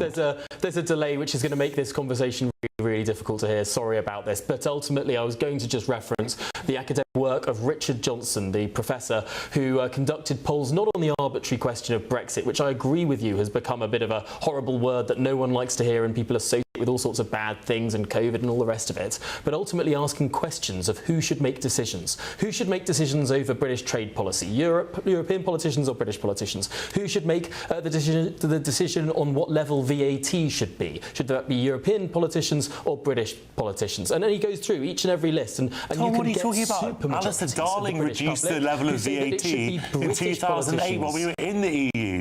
The idea that Britain doesn't have British politicians have always had power over things. No, they don't. They literally I literally gave you an example. Alistair Darling reduced VAT while we were in the EU. So in the European Union, if you currently levy sales tax, VAT, on an item, the European Union will allow you to reduce it to a 5% minimum. They will not allow you to reduce it to 0. That's why tampons in Britain were taxed until we left the European Union. That's why there are many different examples of, yes, taxes that are on the lower rate of 5% that the EU allows, but many, many other taxes were on a higher rate, and none could be 0 rated that were not previously 0 rated before we joined the European Union. That's just a fact. I mean, that is... Yeah, it's certainly true that the EU does impose certain common rules on taxation. No one's denying that. But the whole point, and I can't believe we're relitigating Brexit. I didn't actually... That wasn't my intention in this argument. We were about to talk about boats, weren't we? But the problem, look, the whole point is, no, I don't think that there was a single person in Britain who said, oh my gosh, the fact that we have to charge a minimum of 5% VAT is such an intolerable imposition on my personal freedom that we have to set fire to Britain's trading relationship. Literally no one thought that. We have certain trade-offs of sovereignty, Tom. We have certain trade-offs of sovereignty. To be something very, very large. Always do. At this moment, I'm going to bring in Laurie Watkins, who has been sitting so patiently as we've been having this particular tit for tat. Laurie, what do you make of this argument? Should Britain sign up to more EU rules? Sure. I don't know. I thought we were going to talk about the comparison here in the United States, something that I can actually speak to, but I don't know. What do you think?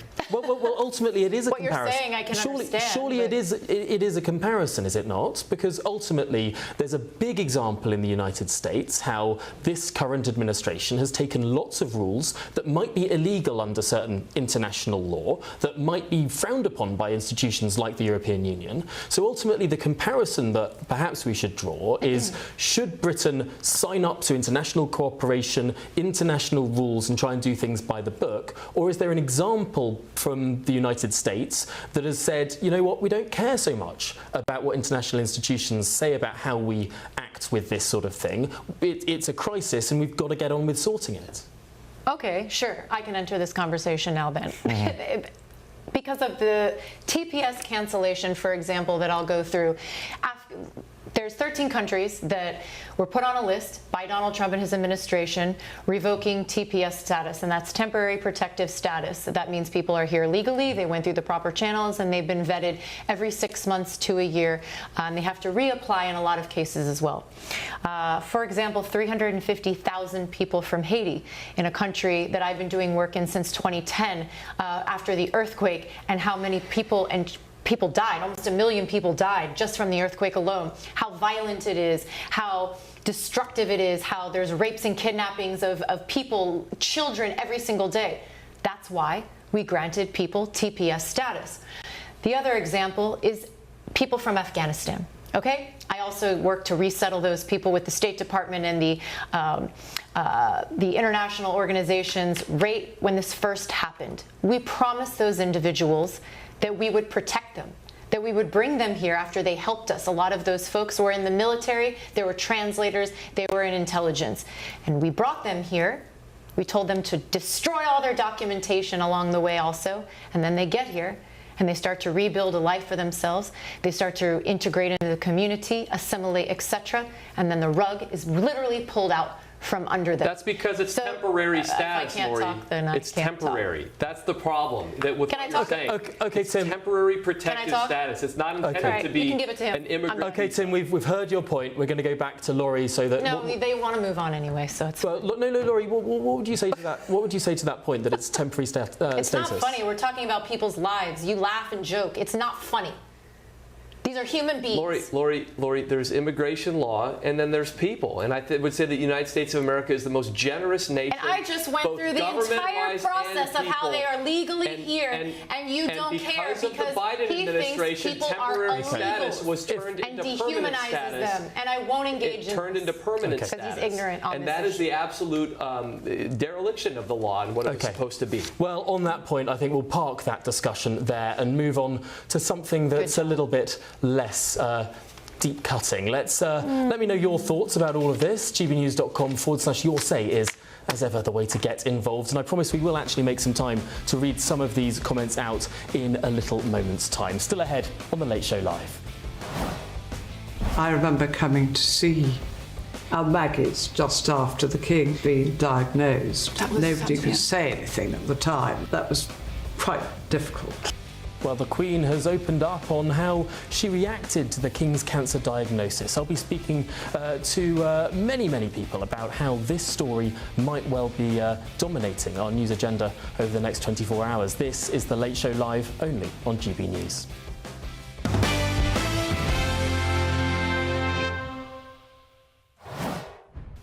Yes, our main news this evening. The Queen has spoken out for the first time about the emotional strain of keeping the King's cancer diagnosis secret from the public before it was announced to the world. Well, in a new film made in collaboration between Buckingham Palace and Maggie's, the charity, to mark the charity's 30th anniversary, Camilla reveals that she was longing to let it out during a visit to one of their cancer support centres in January 2024, just days before the King's diagnosis was officially disclosed. I remember coming to see our Maggies just after the King being diagnosed. Nobody could say anything at the time. That was quite difficult. I almost said something, but I felt that it wasn't the time to say it. Looked at everybody who was suffering and all the relations, and I think it made me realise, even more how important these places were. Well, Cameron Walker, our royal correspondent, has this report. Well, a pretty open and honest discussion there with Her Majesty the Queen, of course, talking for the first time about how she felt in the days leading up to the King's public announcement of his cancer diagnosis. She was speaking to the Chief Executive of Maggie's, that's a cancer charity that she is president of, and they're celebrating their 30th anniversary this year. And the Queen talking very openly there about visiting a local Maggie's Cancer Centre in a London hospital, knowing full well that the King had recently been diagnosed with a form of cancer, but the world did not yet know. She said she almost said something, but the time wasn't right. And then just 5 days later, of course, Buckingham Palace announced that the King has been diagnosed with a form of cancer. The Queen also talked about how the King was coping with it, or had been coping with it, and that was by keeping as busy as possible. It was his way of coping, Her Majesty said. Of course, in the past, she has said that the doctors had been urging him to slow down and he needed to do as he was told, but the King was continued to keep calm, carry on, and continue with public duties, only taking a couple of months out of public-facing duties to deal with his cancer treatment before going back to it from April 2024, and he's been continuing on that trajectory ever since. Royal sources tell me that the King's cancer journey is still going in a very positive direction. Of course, it was late last year that the King said it was a blessing that the frequency of cancer treatment could be reduced in the new year, and there has certainly been no change to that. The Queen wants a Maggie's Centre in every major hospital around the country. As things stand, there's 24, I believe, around the country, and they help men and women with coming to terms with their cancer diagnosis with psychological support as well as the emotional support for the families. And there's a particular drive this year to encourage men to seek support, just like the King has done. And they say there's been an increase in Maggie's having men approach them following the King being so open and honest about his own cancer journey. Well, thank you very much, Cameron, for that report. Well, let's briefly discuss this now with my panel, the Democrat strategist Laurie Watkins, the Executive Director at Unleash Prosperity, Tim Dosher, the political commentator Jonathan Liss, and the GB News contributor and comedian Paul Cox. Well, Laurie, I suppose let's start with you. This isn't just a story about the royal family of the United Kingdom, of course. This is a story about suffering in silence, I suppose, to some extent. Yes, I can understand that when you feel like you're dealing with heavy news and a family member, and if you can't talk to anyone, can you imagine? It all stays inside, and that can start to eat a person away emotionally and even physically. So I can understand that she felt she needed to or wanted to say something, but she couldn't. She was, prohibited from doing that, and I understand that as well. But now she can, and she can do good, and she can bring people into organizations. Like you mentioned that she wants one of these cancer facilities in every single hospital. Gosh, I wish that we had the kind of healthcare that the UK has, where it is free. People get it, they have access to it, and they can get those services. Here in the United States, if a person gets a cancer diagnosis, a lot of the time it can put them into bankruptcy. They could lose everything because of how costly care is for a disease or dealing with a challenge like that. So as much as she can make access available for people and make sure that they feel cared for in their time of need, and of course that they recover and they go into remission and that they beat cancer. F cancer, right? That's what I'm hopeful for. Well, I think we're all hopeful for that. I would just slightly say that Britain, our cancer survival rates are not as high as you see on continental Europe, where they have more market-led healthcare systems, still free at the point of use, but not single payer. I mean, social insurance models that seem to have higher results. I mean, the British waiting lists are incredibly long. But on this point, let's bring in Paul Cox, because Paul, do you think that more people will try and see their doctor if they think something might be wrong as a result of what the royal family's been saying? Yeah, I think there's a good chance of that. I mean, cancer awareness and different types of cancer, most people are aware. We're almost aware to the point of fear. But, I guess that fear is a useful tool in this situation, because if we can get people to go to the doctor and catch something early, then great. The problem we've got now, Tom, is that you go to the doctor and they're under such pressure not to refer you to the hospital, to keep those waiting lists down, to keep those statistics right at a government level, that people are being misdiagnosed or not referred. It's in the papers today in Great Britain. And this isn't a party political issue. This is politicking of our health service. And whilst, Laurie, I fully understand why, you know, free at the point of use healthcare would seem marvellous to those in the US, your healthcare, once you get it, is far better than ours. Quite a big caveat, isn't it? But Laurie's absolutely right. Let's bring in Jonathan Liz on this point. Well, Laurie's absolutely right that, you know, obviously Americans, you know, a couple of months ago there was a feel-good, or supposed to be a feel-good story in America about the DoorDash grandma, where Donald Trump welcomed her to the Oval Office.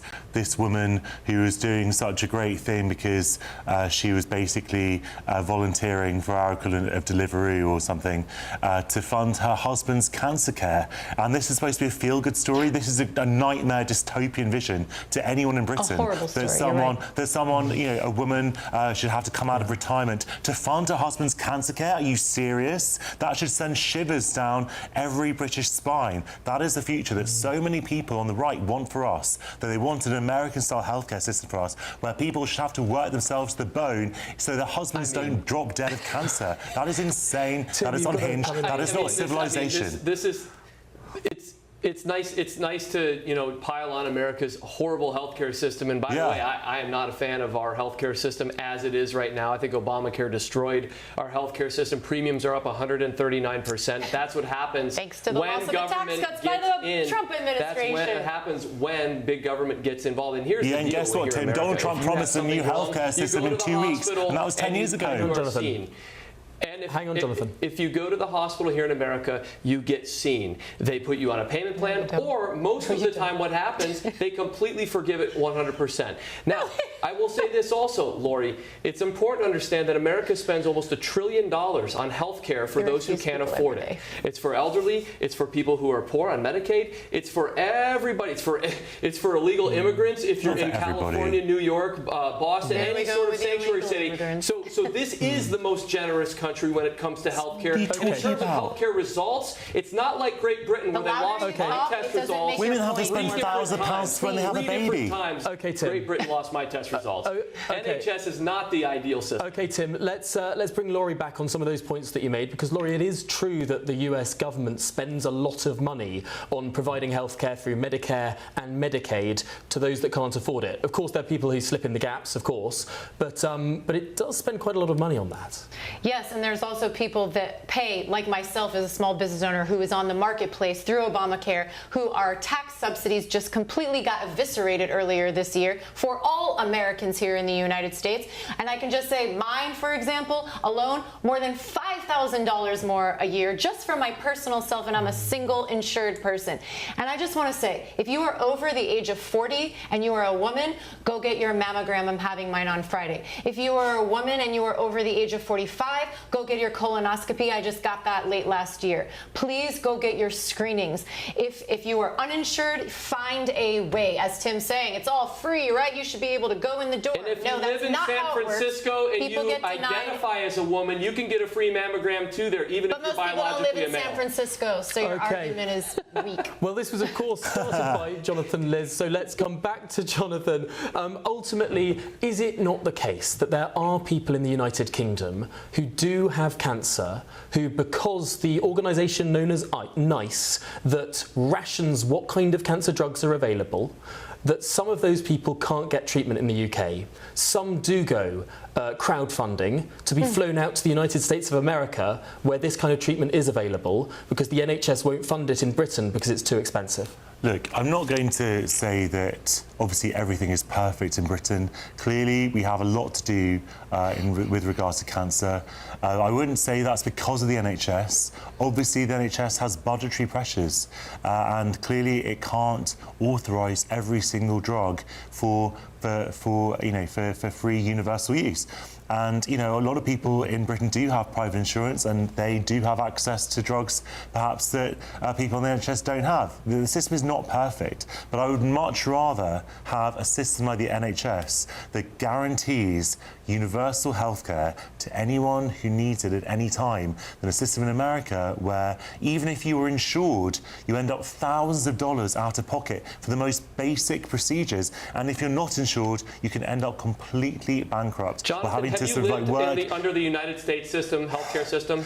The woman next to you, Tim, has done that, and she's telling you how difficult it is. No, I have not lived. No, I have not lived under both. I've experienced both. I have not lived. I feel like we have opened a can of worms. I've not lived in America. It doesn't mean I can't comment on American politics. That is what we're doing right now. That's we the job. can, of course, talk about this all evening, but thank you, everyone, for your contributions. I'm not sure we're going to solve one of these great debates this evening, unfortunately, though we can valiantly try.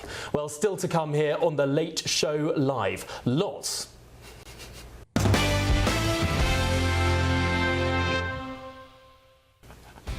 Yes, as I said, next up on The Late Show Live. Welcome to the Kennedy Center. Wait, no, sorry. Welcome to the Trump Kennedy Center. Oh, wait, no. Welcome to the John F. Kennedy Center for Performing Arts. What on earth is the building behind me actually called? Yeah, what's it called? Well, believe it or not, there are legal cases wrangling the administration here in Washington, D.C. over the naming of a building. This crucial performing arts centre, this cultural centre of so much prestige. Donald Trump wants his name on it. That next on The Late Show Live, only on GB News.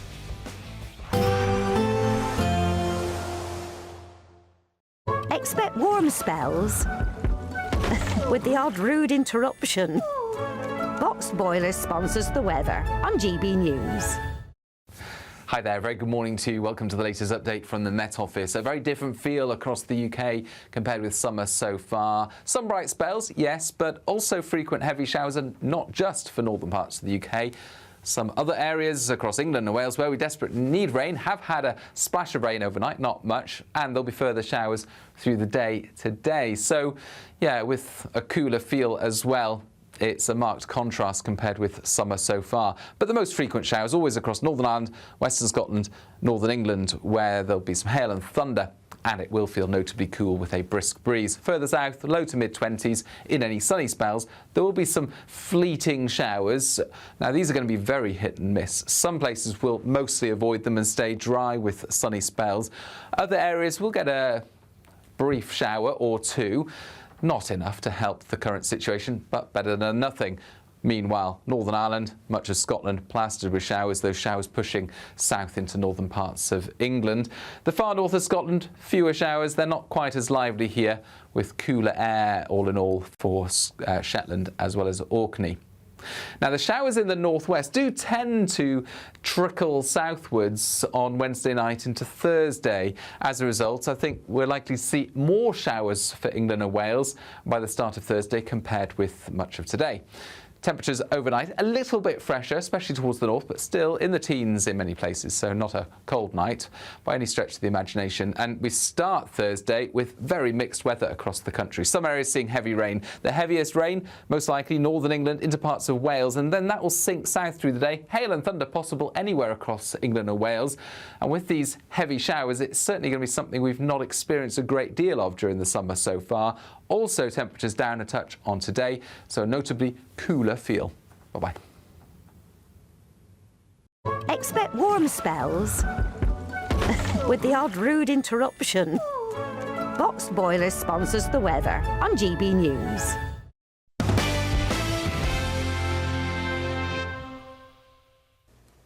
Welcome back to The Late Show Live. Now, a curious story that is bubbling away here in Washington, D.C. Donald Trump plans to have his name inscribed on the Kennedy Center again after, of course, a judge, well, they forced his name off just 3 months ago.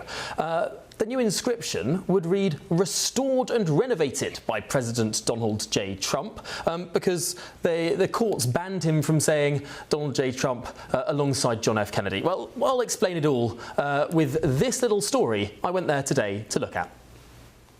Welcome to the Kennedy Center. Wait, no, sorry. Welcome to the Trump Kennedy Center. Welcome to the John F. Kennedy Center for Performing Arts. What on earth is the building behind me actually called? And why has the Trump administration found itself in a long, protracted and frankly weird legal battle over it? So what on earth is going on? Well, to understand this, we have to go back to 1964, when Congress decided to name Washington's National Cultural Center in honor of John F. Kennedy, the president, of course, who had been recently assassinated. As a result, his name was emblazoned on the building. Today, the centre is home to a vast concert hall, as well as an opera house and a theatre. This is the site of cultural events, televised events, gala dinners. The centre is seen as a bastion of liberalism here in Washington, D.C. So what happened when Donald Trump became president for a second time in 2025? Well, in February, his second month in office, he decided to sack many members of the board of the centre behind me and replace it with his allies, who then subsequently made Donald Trump the chairman. But then comes the real controversy. In December 2025, the new Trump-appointed board decided to rename this centre as the Donald J. Trump and John F. Kennedy Center for the Performing Arts. But it wouldn't be that easy for President Donald Trump. Enter Congresswoman Joyce Beatty. She says that because an act of Congress named the centre after Kennedy, only an act of Congress can change that name. Well, she took the administration to court and she won. Despite there being an appeal by the administration, that appeal was rejected and the name had to come down. But now the Trump-appointed board think they have an ace up their sleeves. Just days ago, they voted for a 2-year renovation project for the centre. Now, the renovation project won't change the name. That, of course, was decided by Congress, and a judge ruled that.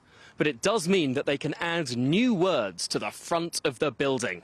They can say that this is the John F. Kennedy Center for the Performing Arts, restored and renovated by President Donald J. Trump.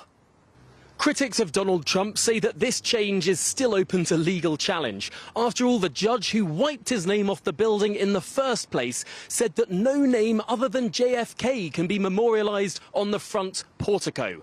Well, it's nonsense, and I am sure that Judge Cooper is going to overturn their most recent renaming plan the same way he did the previous one.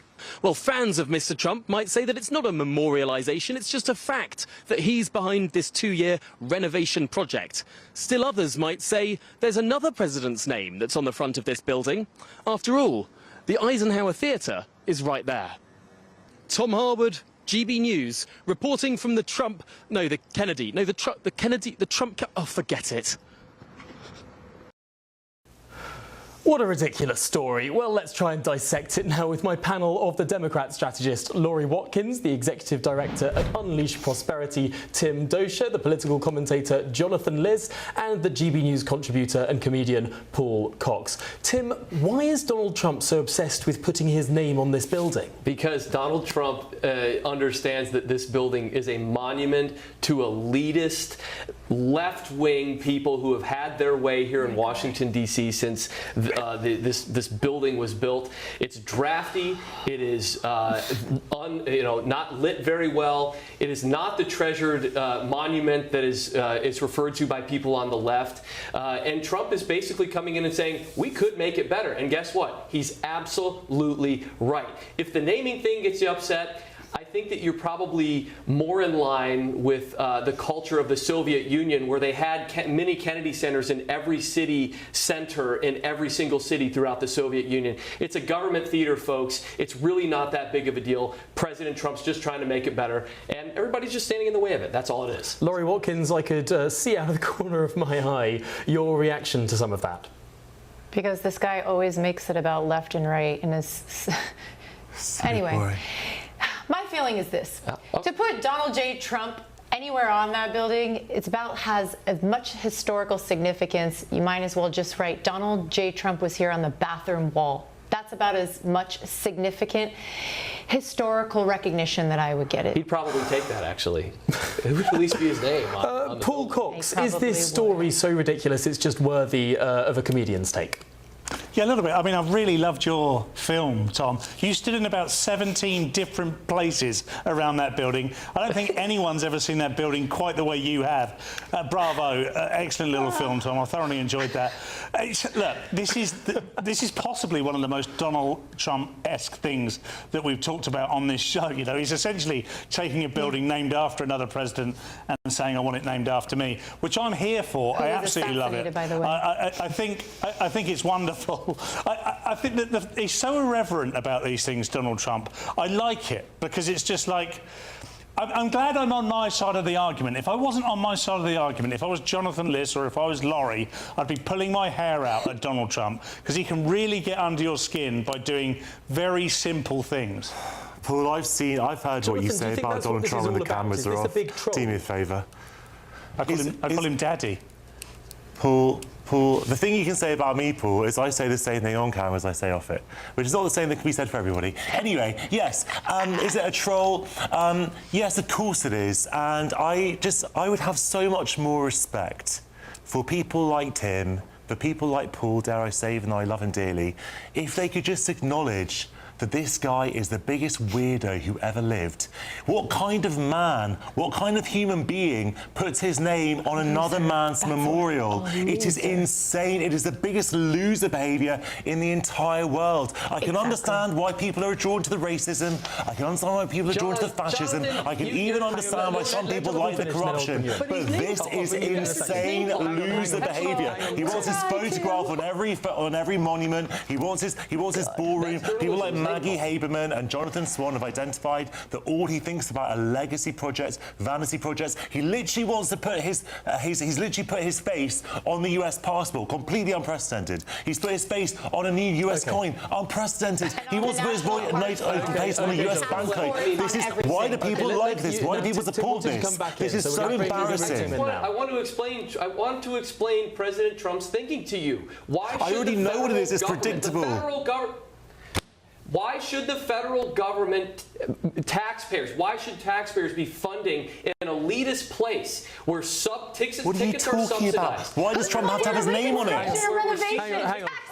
We all need to take it one at a time. Tim, go now. I'll bring you in a second. Where season tickets are discounted for elite people like Laurie who spend their time in Washington, D.C.,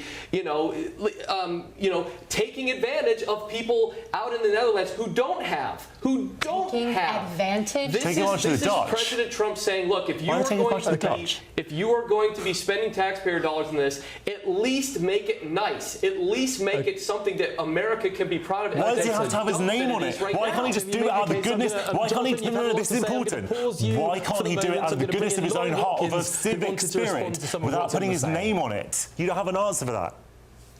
Because it's only about himself and his vanity and his ego.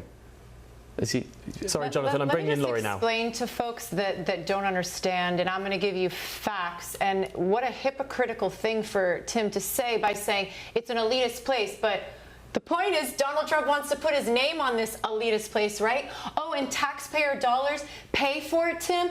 Yeah, taxpayer dollars are going to pay for this renovation that is absolutely unnecessary at a time when Americans cannot afford their groceries, their rent, their housing, their energy costs, or anything right now. That's why. And your families to go see posh shows that only come to Washington, D.C. You have the National Symphony Orchestra, all subsidized by the federal government for people here in Washington, D.C. President Trump looks that way toward America, not inward toward Washington, D.C. like the left wing does. Okay, well, I'm going to draw that conversation to a close at that point.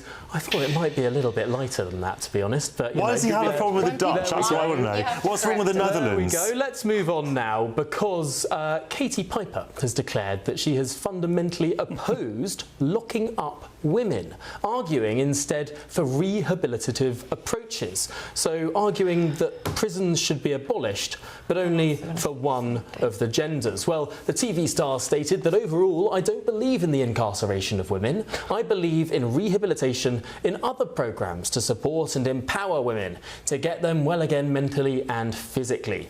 So let's debate this one. Is this fair? Prison abolition, but only for half of the population.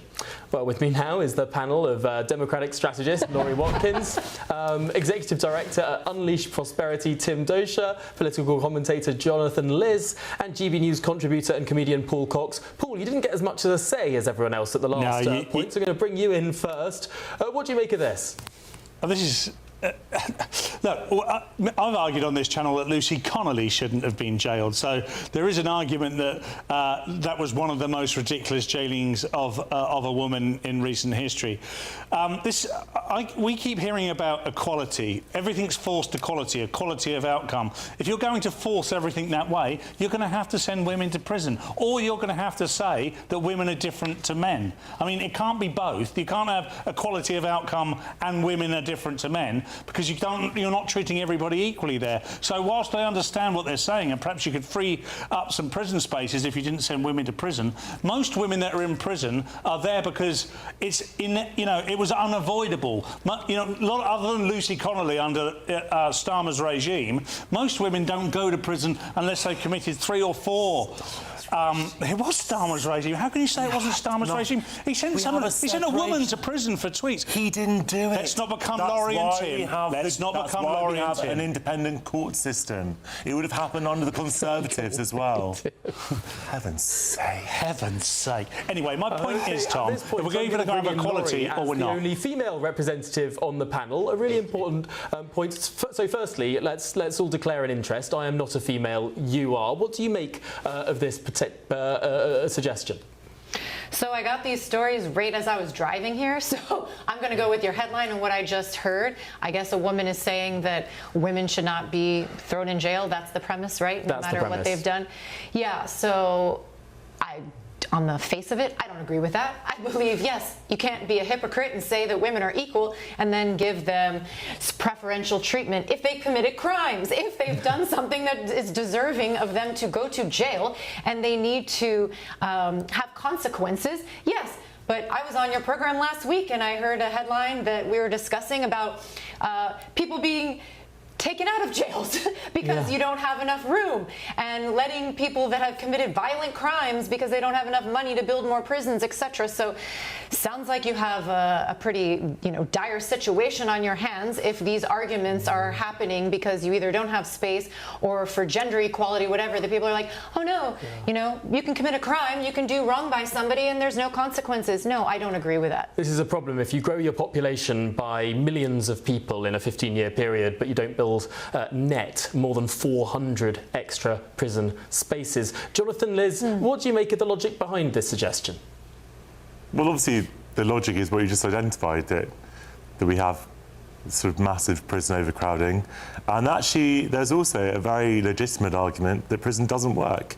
It doesn't do what it's meant to do. It doesn't rehabilitate people. It actually hardens people to crime. People who are sent to prison for comparatively minor offences, and they basically go into a university of crime where they're surrounded by criminals, and they actually go back, and that's why we have such bad rates of recidivism in this country. So there are all kinds of arguments about what prison is for and what the better alternatives to prison might be. And actually, Shabana Mahmood, when she was Justice Secretary, went to Texas, of all places, to learn about how they actually train and skill people while they're in jail, and how they can actually live productive lives after jail and have something to live for after jail, which we sadly don't do in this country. And that's why so many people actually go back to jail. The end of the hour. Apologies. We could spend another hour debating what the point of prison is. I'm afraid we have now run to the end of the hour, but much more to come after these few messages.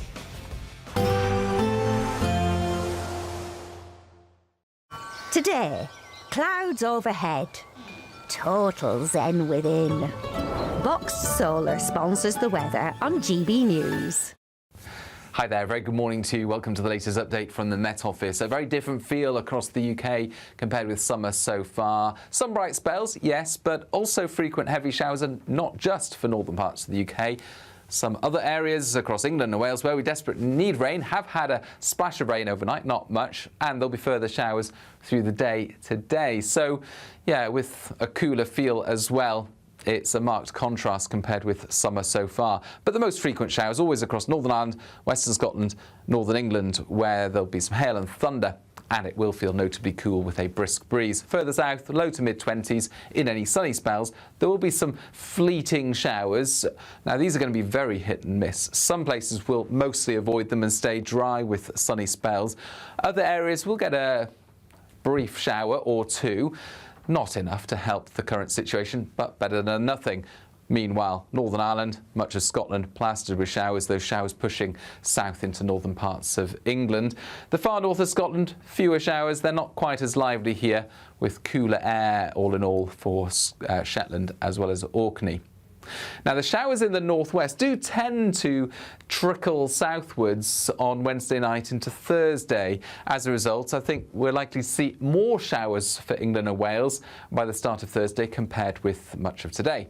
Temperatures overnight a little bit fresher, especially towards the north, but still in the teens in many places, so not a cold night by any stretch of the imagination. And we start Thursday with very mixed weather across the country. Some areas seeing heavy rain. The heaviest rain, most likely northern England into parts of Wales, and then that will sink south through the day. Hail and thunder possible anywhere across England and Wales. And with these heavy showers, it's certainly going to be something we've not experienced a great deal of during the summer so far. Also, temperatures down a touch on today, so a notably cooler feel. Bye-bye. Today, clouds overhead. Total zen within. Boxed Solar sponsors the weather on GB News. Britain deserves a newsroom that puts the facts and your voice first. Well, and that's what you get on GB News. Lively debates, lively conversation. And we're not afraid to hold power to account. And each other. So join me, Andrew Pierce. And me, Miriam Gates, for Britain's Newsroom, weekdays from 9:30 on GB News. Bo, they are under no illusion. Ray, are you a human trafficker? Boundless. I've had enough of the nonsense, and I'm not afraid to say it. Don't get us on the BBC. Every weeknight, I tear through the headlines. The smell of gasoline. Should we be worried about it? From Westminster madness to cultural war chaos. What we're going to do now is they are throwing things out the car as we speak. Get ready, Britain. Here we go. Patrick Christys tonight, weeknights from 9 p.m. only on GB News, Britain's news channel. From the school run to the home run, watch a new show for all of Britain. He can say whatever he wants. A straight talking show where all voices are heard. And, you know, when are we going to stop talking about smashing the gangs and actually do it? With the stories that matter from every part of our country. There's a bit of a crash landing there for your Chancellor. Bold, fearless and standing up for you. That's me, Martin Dordme, 3 p.m. till 6 p.m. weekdays here only on GB News. The People's Channel, Britain's news channel. From court mornings to warm family brunches. From football to tennis in the car. In the kitchen. GB News Breakfast is there with the stories you need and the conversations that matter. Anyway, let's talk business. Well, it has been a historic night in British politics. It's astonishing, isn't it? We're here again to start your day just right. GB News Breakfast. Every morning from 6 a.m. Only on GB News. Britain's news channel. Britain is not just a geographical expression. We are a people bound together by history and culture that are distinctively British. Join me to celebrate our music, theatre, artworks and literature, which we can explore and enjoy together. Everybody's welcome. Sunday with Michael Portillo. Every Sunday at 11 a.m. on GB News, the People's Channel, Britain's news channel. Some people enjoy lazy Sunday mornings, but not me. What's the truth of the matter? So that's a very live question. Would you support him if he waters down these plans? Before the spin sets in, I'll be getting to the truth. This is personal. No soft questions, no easy answers. It's one thing if the state has rules in this country. It's another thing whether the police and others actually police them. Setting the agenda and holding those in power to account. You can't really blame her if the system is set up this way. You will not want to miss it, trust me. The Camilla Tominey Show, Sundays from 9:30, only on GB News.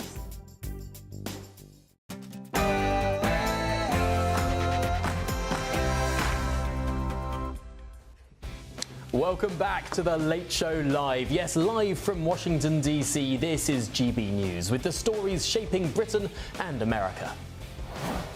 I remember coming to see our Maggie's just after the King being diagnosed. Nobody could say anything at the time. That was quite difficult.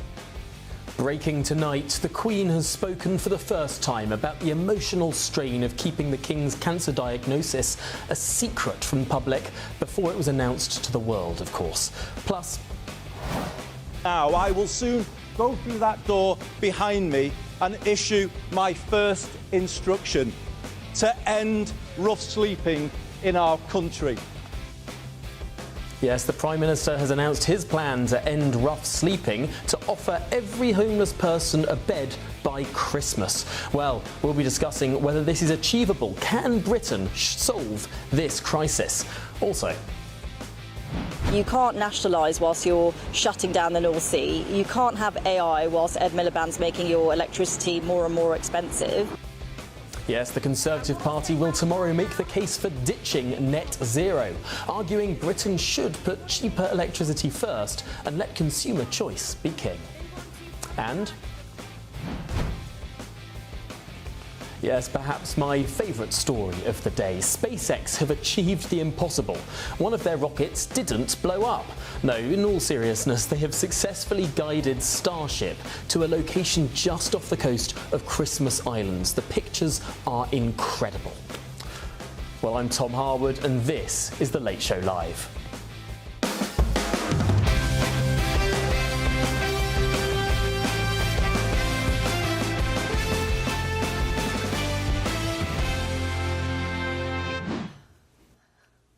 Welcome to The Late Show Live. Joining me this evening in Washington is my panel of Laurie Watkins and Tim Dosha. And in London, it's Jonathan Liz and Paul Cox. Thank you all for joining us tonight.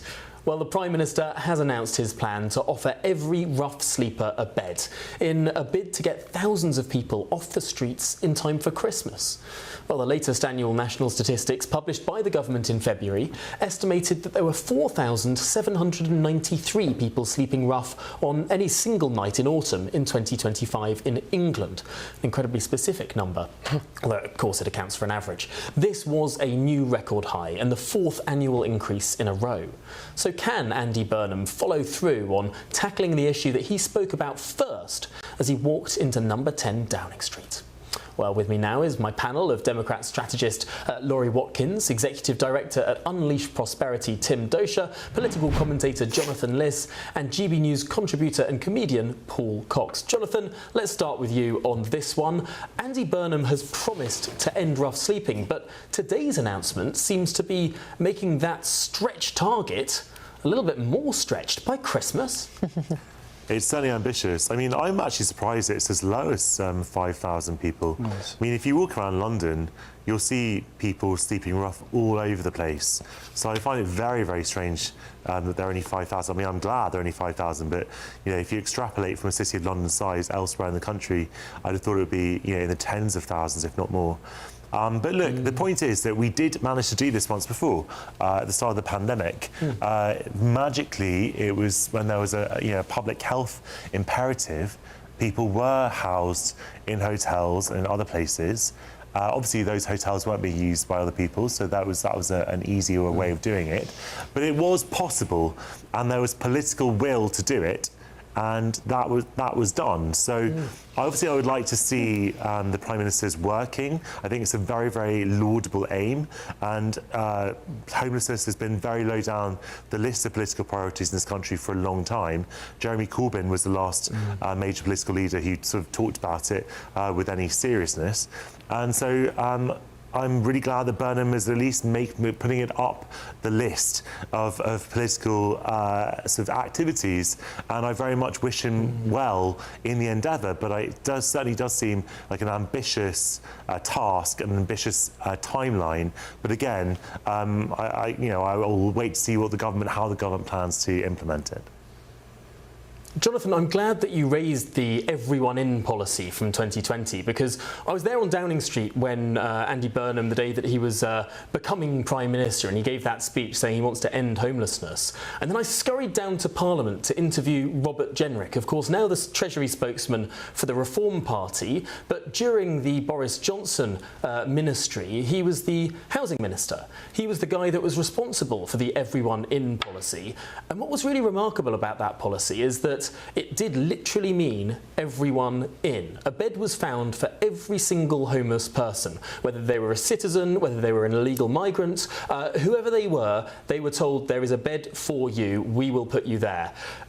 Two slightly interesting elements there. Number one, it was expensive. Number two, people were compliant because there was a public health emergency. And number three, there were things that the public were happy for example, the illegal migrants being given a bed that perhaps you wouldn't carry political consent for in a time outside of that extraordinary crisis. Paul Cox, the challenge seems even more large now than we saw in 2020. Look, this is a very serious issue and it should be treated seriously, and this is not being treated seriously. This is the politics of a child or someone with the mental age of a child. First of all, there's a bunch of mistruths in there. There's not 5,000 people homeless.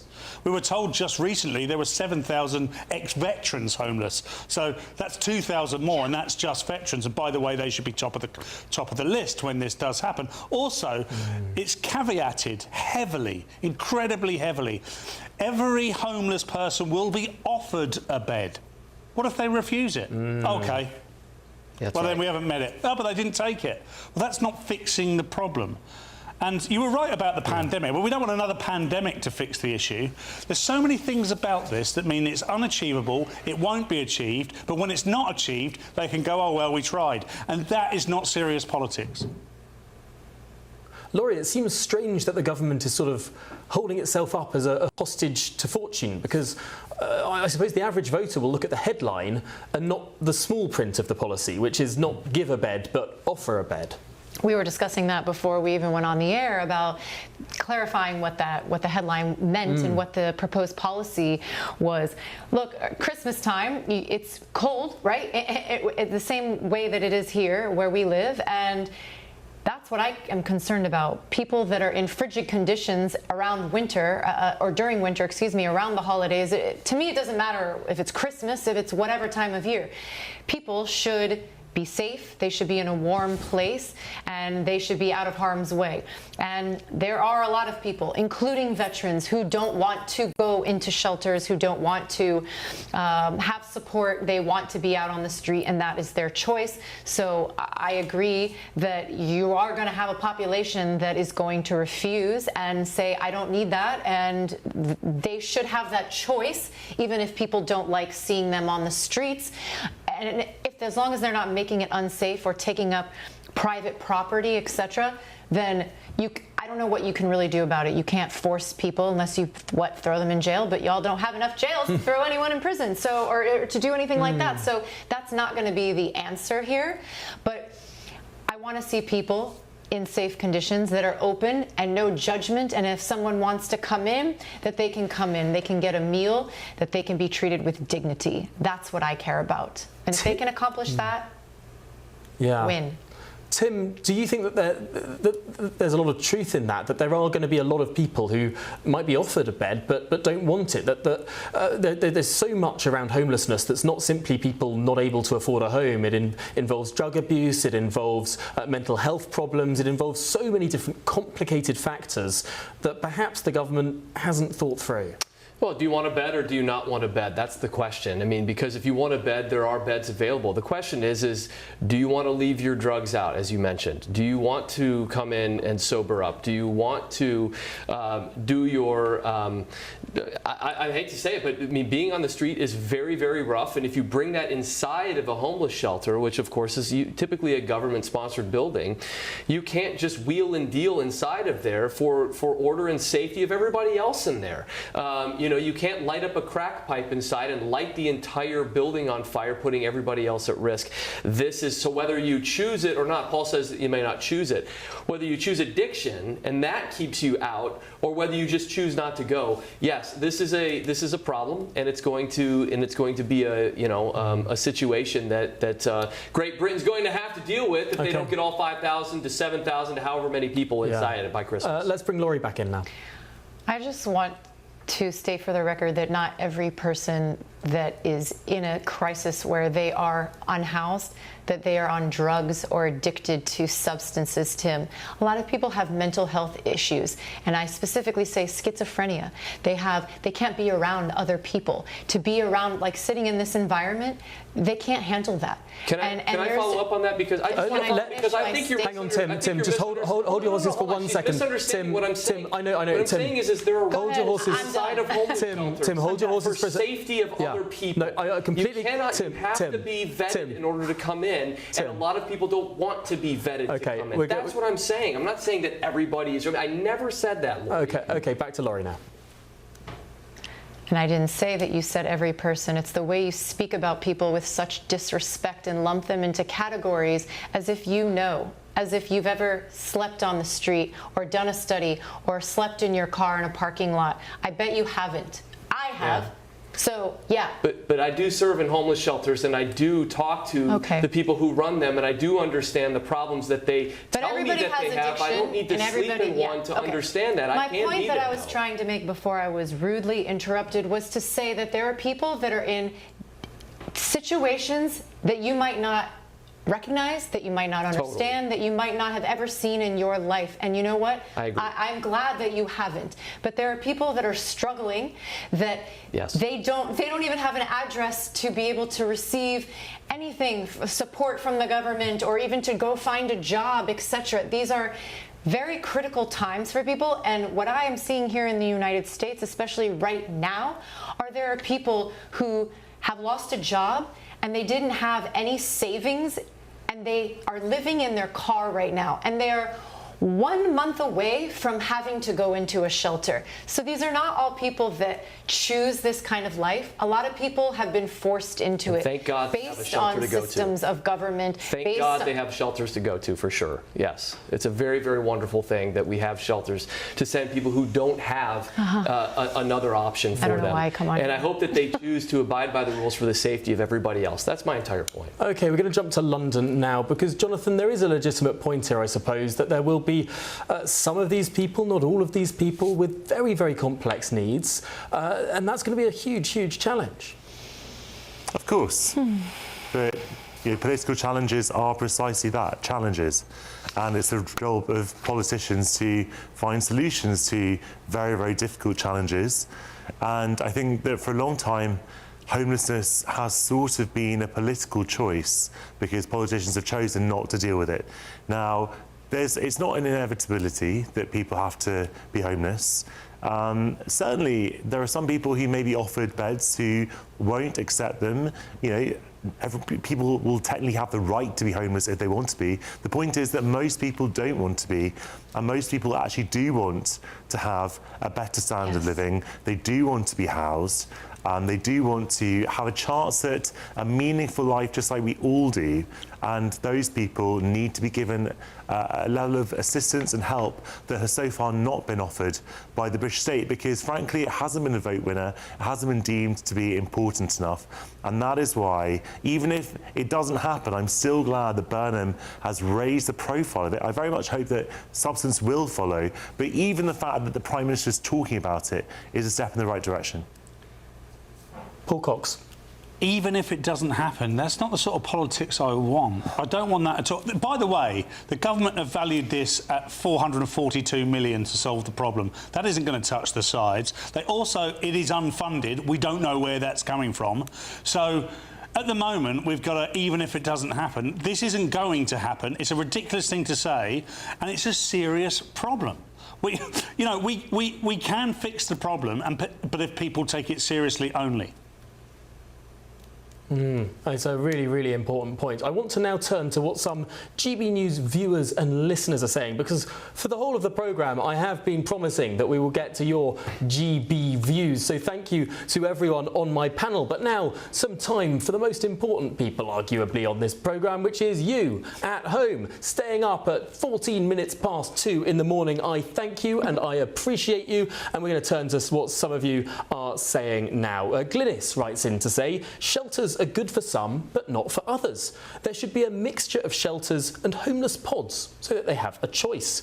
Barry says, well, he's talking about Putin for some reason. Barry, we weren't talking about Putin, but who knows? Let's also talk to, let's have a look at some more. My laptop is being a little bit slow here. I do apologise for this, going through these comments live as we go.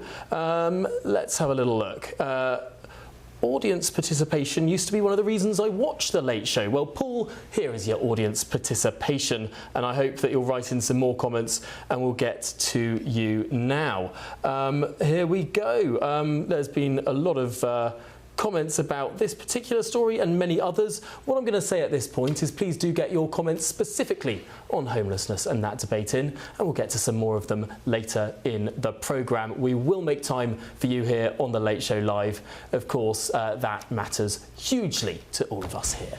Well, still ahead on The Late Show Live, Disney are suing the White House.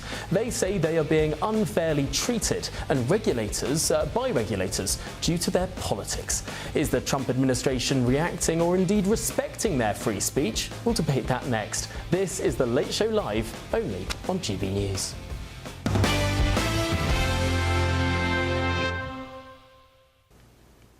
Yes, let's get to that Disney story now. The Telegraph tonight is reporting Disney has sued the Trump administration in an escalating row between the White House and the media over free speech.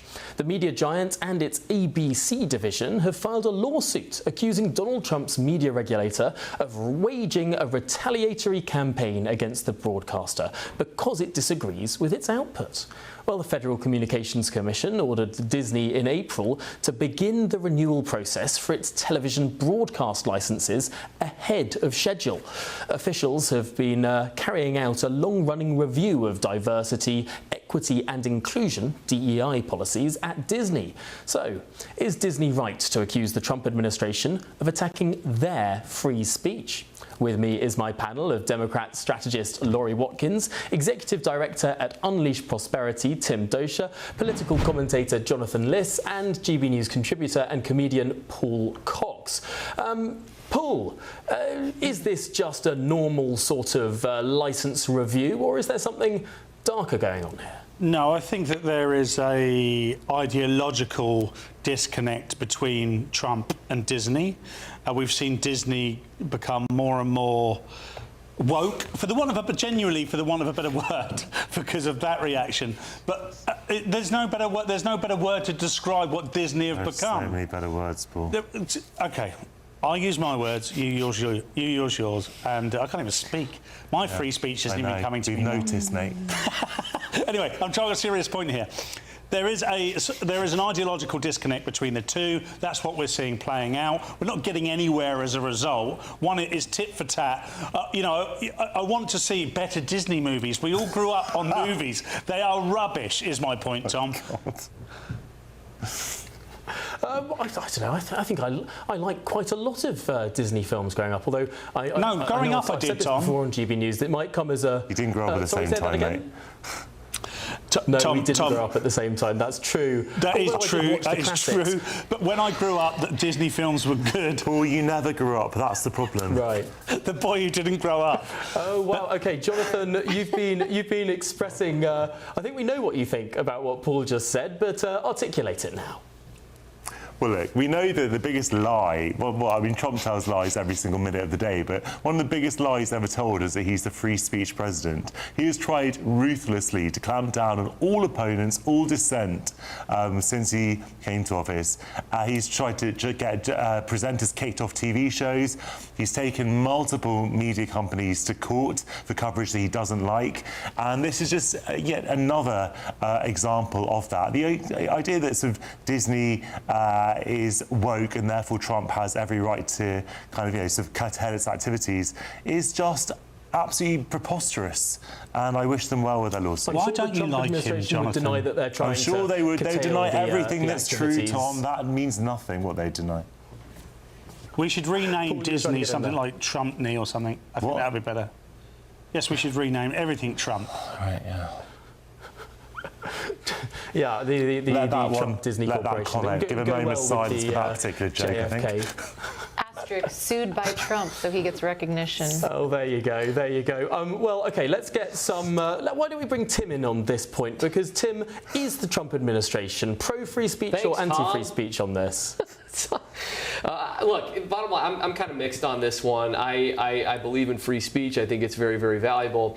I think there's a lot of pearl clutching going on right now by the left. You guys are talking about Disney. This really isn't about Disney. They're just the parent company. This is about a news channel called ABC, very famous one here in America. And they play by special federal rules that say you are to be balanced if you are going to use federal airwaves. There are rules that say that. Here in the United States of America, President Trump is saying, look, you can go on, you can say what you want, but you have to have a balance in it. And what he's saying is for decades, the airwaves have been dominated by far left bias. Whether you agree with it or not, that's what he's saying, that's what he's claiming. And he's finally actually doing something about it when he's in control of the federal government. Tim, for British viewers, is this the difference between... You're interrupting me. You're interrupting me. I'm sorry, Tim. I'm just trying to ask a question there.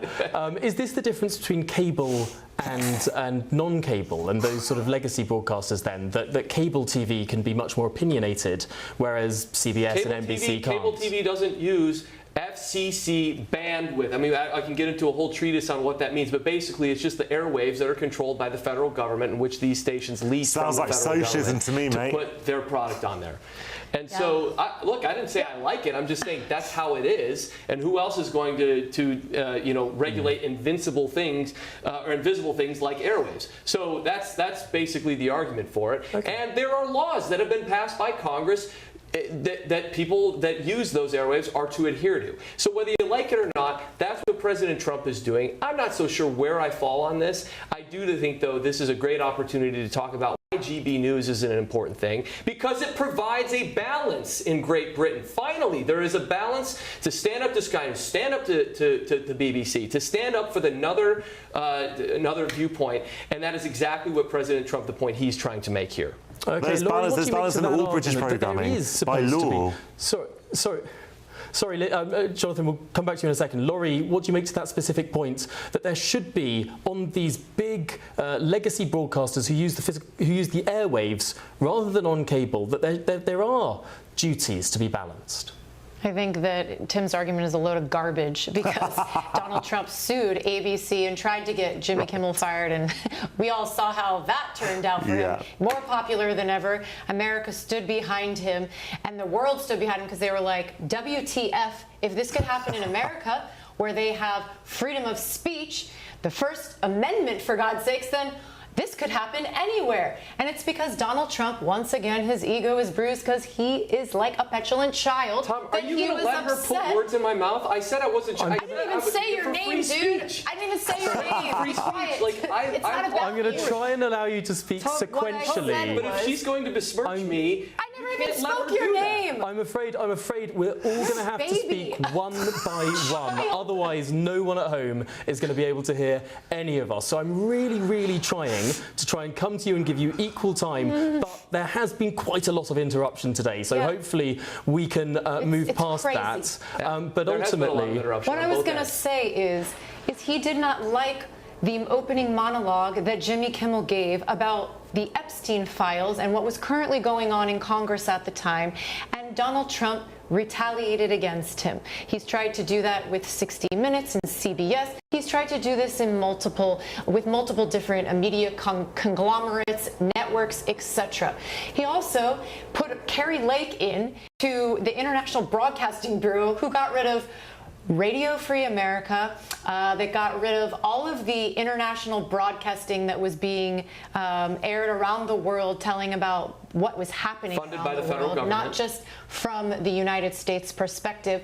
And Voice this of is a way America. to control and censor freedom of speech. Funded by the so federal no, government. I don't agree. Okay, now Tim, what did you want to come back to Laurie on? It's just, I mean, you can't. First of all, again, I will say this again because you can't just put words in my mouth. I'm for. I didn't say you. I'm for free speech. I want to make sure that everybody can say their thing. However, if you're going to hold Republican-leaning people to the law, you got to hold Democrat-leaning people to the law. The law is the law. It says what it says. And if you go for decades saying that we are a news show, getting the benefit of a news show on government-held airwaves, then you have to abide by those rules. It can't be complete Tim, you know left-wing perfectly well that bias. Trump Complete only wants left-wing coverage bias. that is And favourable to she said him. Fox News, that's cable news. They pay for that privilege. It's a cable news station. It doesn't apply to the airwaves. They can say whatever they want. You know perfectly well that Trump has it in for every journalist who doesn't like him.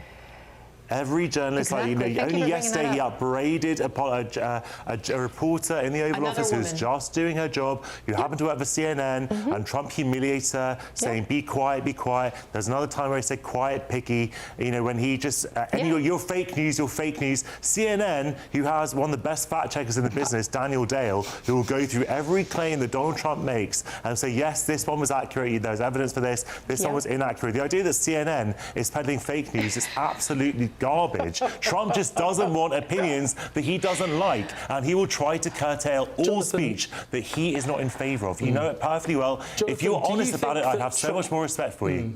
Okay. Jonathan, do you think that Donald Trump has a legitimate right to, for instance, go after the BBC that has admitted that it did doctor a broadcast of his speech on the 6th of January? And it's completely unprecedented for Does he not have a right to say that course was not. a false report from the BBC? Look, he has a right to say whatever he likes. He doesn't have a right to try and bankrupt our national broadcaster. And I'm so glad the BBC is not folding like so many of the cowardly media organisations in America have, and they say, fine, if you want to sue us, we want to see your records, we want to see your financial records, we want to see what you actually did say on the 6th of January. And guess what? Trump is terrified, he's running scared, and sort of whining like a baby that they're harassing his innocent, poor, innocent son and daughter-in-law, one of whom is currently freelancing as the US's major negotiator in Iran and Ukraine, despite not having been approved by Congress to do that and just being a private citizen. And his wife, Ivanka, happened to be one of the most senior advisors in Trump 1. So yes, the BBC has a right to go after them, and Trump should think carefully before he sues the BBC next time. Okay. Well, I'm going to bring this back to television and talk to Paul Cox now, because, Paul, there is now this big Paul argument. Cox is on? That's crazy. Hey, Paul. Yeah. Paul, no one notices when he's speaking. What do you make of what we've just been hearing of this pretty feisty discussion? Well, I wait my turn. I'm a British man. I queue happily, and I wait my turn, and I speak when I'm spoken to, Tom. So thank you for coming to me. I won't talk over Jonathan, even though he talks absolute dog's mess. I will not talk over him. Look, what I'm hearing is just, again, lots of ideological opinion. Trump's his ideological opinion. Laurie and Jonathan is actually, Tim was the only one who said, I'm conflicted on this. I'm not too sure. This is the argument. That was the only sound argument I heard so far.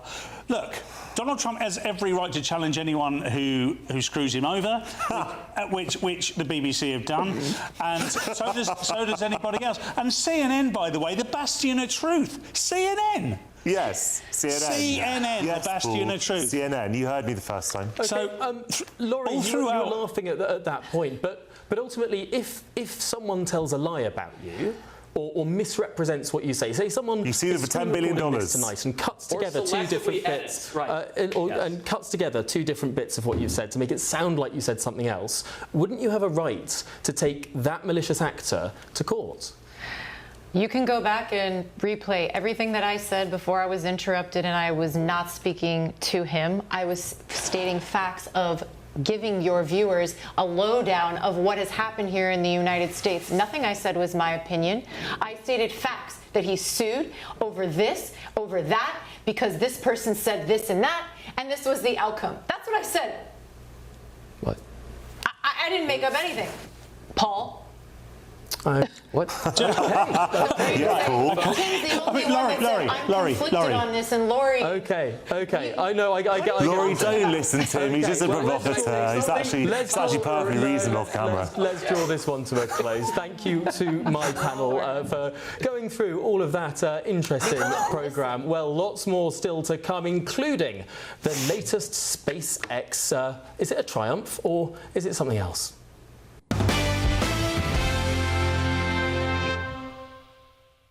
Yes, still ahead on The Late Show Live.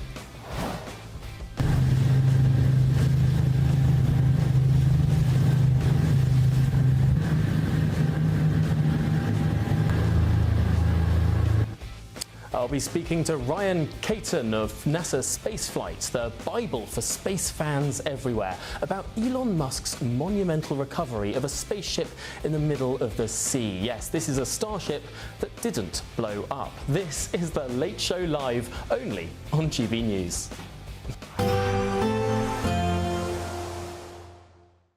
Expect warm spells with the odd rude interruption. Box Boilers sponsors the weather on GB News. Hi there, very good morning to you. Welcome to the latest update from the Met Office. A very different feel across the UK compared with summer so far. Some bright spells, yes, but also frequent heavy showers, and not just for northern parts of the UK. Some other areas across England and Wales where we desperately need rain have had a splash of rain overnight, not much, and there'll be further showers through the day today. So, yeah, with a cooler feel as well. It's a marked contrast compared with summer so far. But the most frequent showers always across Northern Ireland, Western Scotland, Northern England, where there'll be some hail and thunder, and it will feel notably cool with a brisk breeze. Further south, low to mid-20s. In any sunny spells, there will be some fleeting showers. Now, these are going to be very hit and miss. Some places will mostly avoid them and stay dry with sunny spells. Other areas will get a brief shower or two. Not enough to help the current situation, but better than nothing. Meanwhile, Northern Ireland, much of Scotland, plastered with showers, those showers pushing south into northern parts of England. The far north of Scotland, fewer showers. They're not quite as lively here, with cooler air all in all for Shetland as well as Orkney. Now, the showers in the northwest do tend to trickle southwards on Wednesday night into Thursday. As a result, I think we're likely to see more showers for England and Wales by the start of Thursday compared with much of today. Temperatures overnight a little bit fresher, especially towards the north, but still in the teens in many places, so not a cold night by any stretch of the imagination. And we start Thursday with very mixed weather across the country. Some areas seeing heavy rain. The heaviest rain, most likely northern England into parts of Wales, and then that will sink south through the day. Hail and thunder possible anywhere across England or Wales. And with these heavy showers, it's certainly going to be something we've not experienced a great deal of during the summer so far. Also, temperatures down a touch on today, so a notably cooler feel. Bye-bye. Expect warm spells with the odd rude interruption. Box Boilers sponsors the weather on GB News.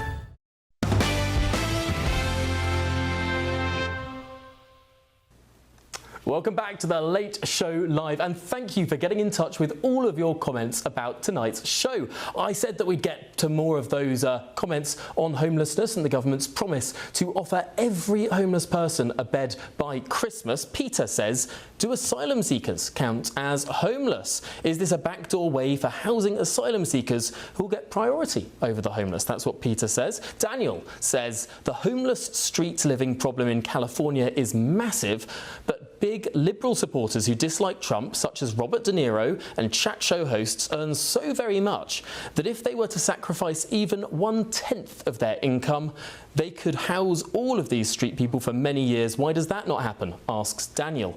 And Liz says, there are rough sleepers in every country. Always were. Victorians had workhouses. The Victorians were very good at handling these problems. Although workhouses perhaps wouldn't meet modern human rights laws. Well, do keep those comments coming in on everything we're discussing tonight.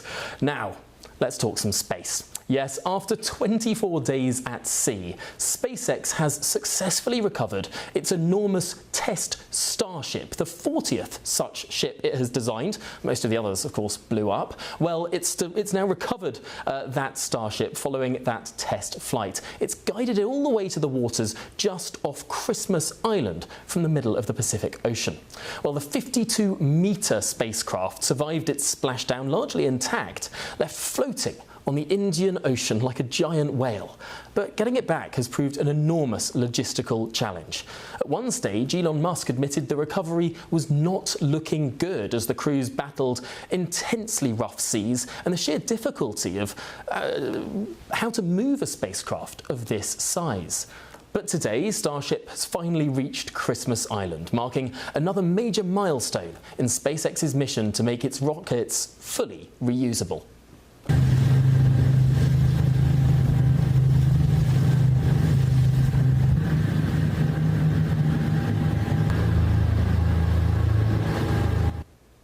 It's kind of a crazy sight, just seeing something that's been up to space, just there floating in the ocean. Well, with me now is the reporter at the NASA spaceflight website, Ryan Caton. Ryan, thanks indeed for joining us. Just how big of a deal is this?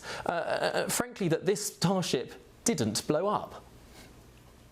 They have sensors on board the vehicle, but there is nothing better than getting actual, true, hands-on data with a vehicle. I mean, as you were saying, this was completely unexpected. Every single vehicle up until this point has exploded after tipping over because, you know, this is a 50-meter tall rocket. If you impact the ocean with a 50-meter tall rocket, it's going to blow up. That's not a bad thing. That is just a thing that is going to happen. So the fact that it survived the tip over was completely unexpected. On our stream, on our commentary, we were baffled by the fact that it survived the tip over. And this just gives SpaceX so much more data. They can actually, you know, they've physically touched the thing. They've pulled samples. They can inspect this thing. They're not relying on sensor data that had to be transmitted before the thing blew up. Because on all the previous flights, of course, they can't save any data because that data would have been lost in the explosion. So all of that data had to be transmitted. This is completely different this time. It's a big deal. And what is this data? Am I right in saying it's the heat shield specifically that SpaceX really needs to get right if it's going to perfect, for want of a better word, rapidly reusable rocketry? The heat shield is certainly the biggest kind of open question, the biggest component, because up until this point, the only other vehicle with not really a reusable heat shield, but a refurbishable heat shield has been NASA's Space Shuttle, which operated up until 2011. And since then, nobody else has tried to do something with a reusable spacecraft that comes back from space through the atmosphere from 27,000 kilometers an hour down to 0 kilometers an hour. So think about the forces and the heat involved in that. Being able to physically sample those tiles after they've been through that thermal regime is going to be a massive deal for SpaceX. And there's still some people who are really kind of critical on, can rapid reusability actually become a thing? Because heat shield tile technology is just something that hasn't been studied or developed in this way before, because nobody else has had to develop it in this way before. SpaceX is really, you know, pioneering the leading edge of technology with that heat shield. Now, a lot of people watching might be thinking, hang on, doesn't SpaceX already have reusable rockets? Doesn't the Falcon 9 put things up into orbit, come back down, land again? And many of these Falcon 9 rockets have flown not once, twice or three times, but, you know, over 10 times. How is that different to what we're looking at on our screen now, to this Starship? Yeah, well, the Falcon 9, the fleet leaders in the Falcon 9 fleet, you know, they've got boosters into the 30s at this point, which is, you know, a few years ago, we were like, wow, they've done 3 flights on the booster. That's incredible. Now they're into the 30s. I mean, that's just difficult to wrap your head around sometimes. But Falcon 9, incredible vehicle. It has been the workhorse for Western spaceflight for the better part of a decade now. But it's only so big. It's 70 meters tall, but it can only deliver 17.5 tons at a time to low Earth orbit. That's the lowest orbit around Earth, and that includes what we call a downrange recovery. So the booster leaves the launch pad, goes downrange, and lands on a floating platform in the ocean. Starship, however, is designed to be fully reusable. So not only will the booster be reused, they've already caught some of those last year, but the upper stage, the ship itself, is also going to be reused. So it's a bigger vehicle, and unlike Falcon 9, they're actually going to bring that second stage back. And of course, that means it's going to be much cheaper to operate because you're not throwing stuff away. Falcon 9 pioneered that first stage reuse, but they still have to build a brand new second stage every time they launch. And they're launching over 100 times per year. So they've got to build over 100 rocket stages every year. That's one every 3 days. I mean, how they pull that off is beyond me. It's beyond my imagination. They still do it. But Starship is going to take things to a whole new level. What's remarkable is how much the cost has come down to get mass to orbit. It's so much cheaper now, and perhaps this is why we've seen the massive proliferation of satellites and of the miracles like Starlink, internet from rather than geostationary satellites, satellites in low Earth orbit. But ultimately, just how much further could a rapidly reusable rocket in its entirety? How much further could that bring down costs compared to the partially reusable Falcon 9? Well, the actual cost of building the rocket is going to be more expensive because naturally it's a much larger and a much more powerful rocket. But if you can reuse every component of that rocket multiple times, then that cost is going to quickly come down per flight. So if you think they have to build a brand new stage every time they want to launch Falcon 9, brand new second stage, that's millions of dollars. But if they spend all that money at once, let's say, on building a booster and a ship for the Starship system, then that millions is going to quickly come down the more times that you can reuse that specific hardware. And SpaceX plans to have a whole fleet of these things. So, the initial capital expenditure is really going to come down as we look at multiple flights for each of these vehicles. And of course, as that price comes down, spaceflight becomes more accessible to everybody, just like we saw in the airline industry a few decades ago. Well, I was just about to mention the analogy Elon Musk always brings up is what would happen if you had to throw away your aeroplane every time you flew it? If instead of landing down on a runway, all the passengers had to jump out of the aeroplane, come down on parachutes, and the aeroplane smashes and crashes into the ocean. I mean, that would be just an insane way to run an aviation sector, and yet that's how we've been running space flights for, since the dawn of space flight. Ultimately, this rocket that SpaceX is developing will be working with NASA with the next Artemis missions, Artemis 3 in low Earth orbit and then Artemis 4 returning Americans to the surface of the moon. Is this development stage, the fact that this one didn't blow up, is that a good sign for American boots back on the moon by 2028 or 2029? Well, this specific vehicle surviving is going to provide SpaceX with the data to progress further in the Starship program. So yes, it is going to impact positively what's coming up for the Artemis program, but it's also going to positively impact everything else that Starship is going to be doing. And then everything else that Starship does is going to be positively impacting the Artemis program. So it's kind of a recurring cycle of how being able to physically sample this data is going to be able to help the Starship program going forwards, because more flights is more data, which they can put into the Artemis program, which they can then put back into their own program. And it's helping each other kind of getting back to the moon, hopefully within the next couple of years. Oh, well, fingers crossed. That will just be the most remarkable sight, and I really do hope we get to see it quickly. Ryan Caton, thanks indeed for joining us, reporter at NASA Spaceflight. Thanks indeed. Well, let's turn now back to my panel. Democrat strategist Laurie Watkins, Executive Director at Unleash Prosperity Tim Dosha, political commentator Jonathan Liss, and GB News contributor and comedian Paul Cox. Laurie, it's going to be really quite miraculous if indeed spaceflight continues to advance at the rate that it is. This is something that America does incredibly well. Yes, and I was very involved in President Obama's race to space during the commercialization of space.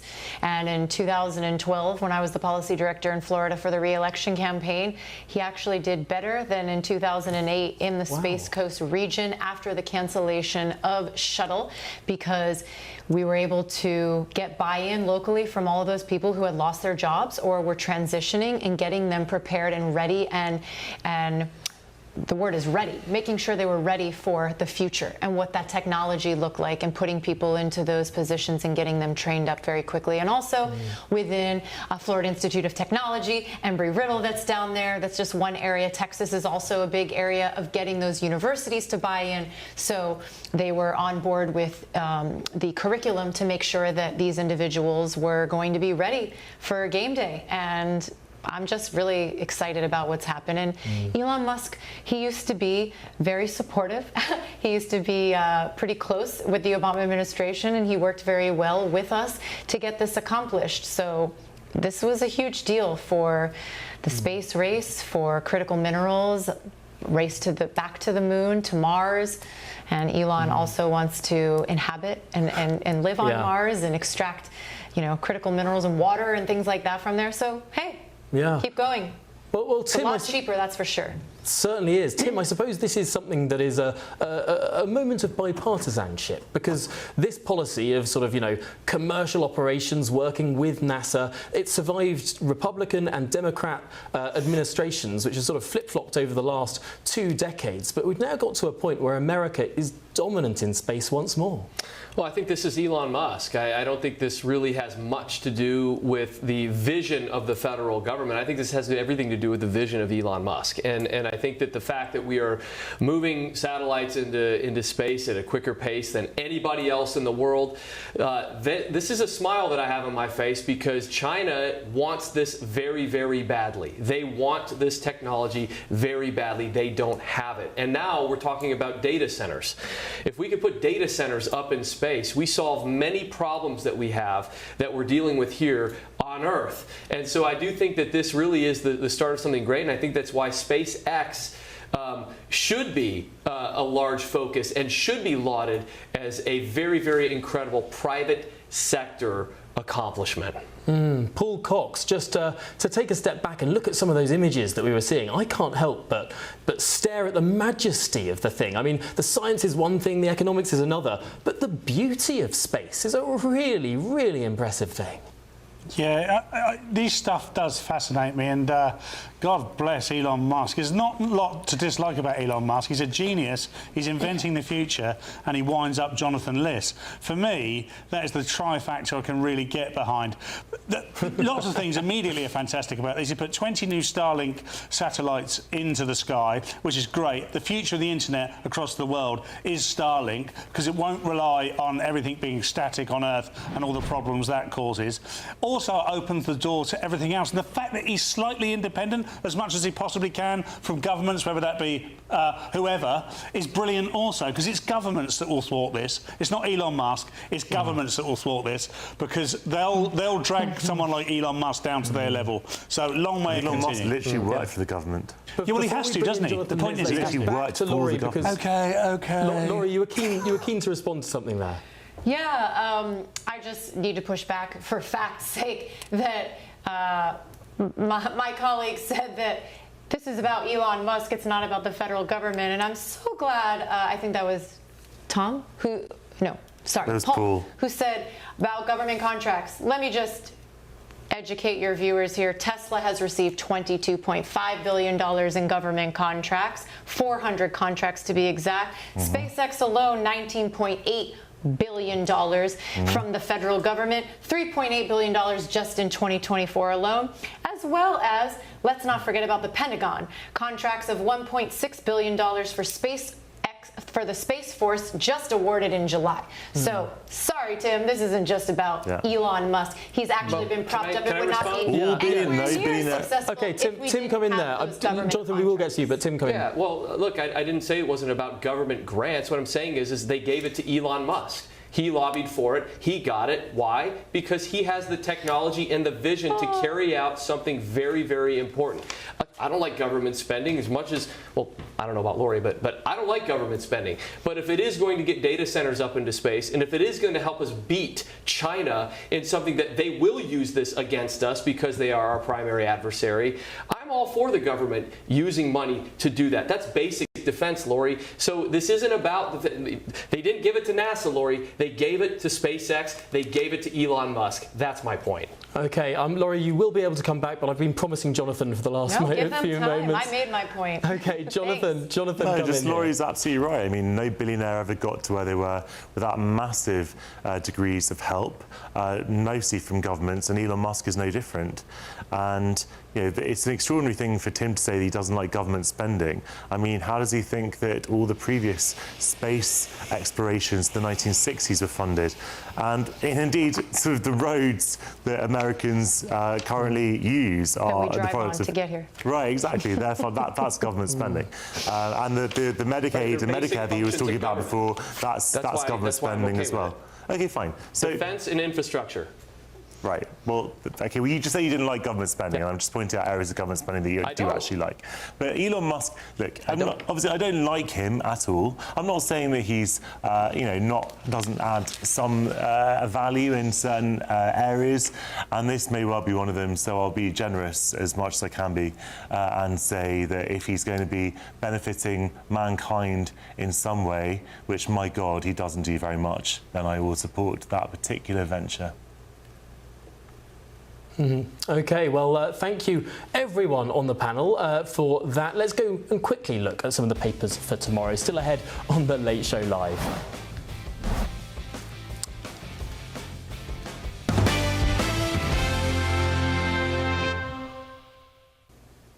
Yes, here are the front pages of The Late Show Live, and indeed, well, not the front pages of on The Late Show Live, there are the front pages of the newspapers. Let's start with the Metro, which is reporting that the Prime Minister sticks to his drones as Vlad plots revenge. This, of course, referring to the story that British drones are now being used not just within Ukraine, but on Russian territory too. Could Vladimir Putin respond in kind to Britain? Let's hope not. The I paper goes with no rough sleeper still on the streets by the end of 2026, pledges Rayner. Of course, Angela Rayner back as Housing Secretary under the Burnham Ministry. We discussed that a little earlier in the programme. The Daily Mirror goes with Camilla's anguish over the King's cancer. This a huge story with the Queen opening up for the first time about having to keep the King's cancer secret so long. The Daily Express mirrors the Mirror, saying, "I was longing to tell someone the King had cancer." That's a quote from the Queen. Daily Mail goes with 3 from the same family drown in tragedy at the seaside. This a gut-wrenching story from Shoreham by Sea, where a girl is left fighting for her life after being plucked from the water, as well as 3 from that family drowning. Incredibly, incredibly sad. The Guardian tonight goes with Burnham pledges to get all rough sleepers off the streets by Christmas. This a huge pledge, and I wonder if the public are going to just read the headline, not the small print, and could this be a bit of a moment when the government gets hoisted by its own petard when we come to Christmas?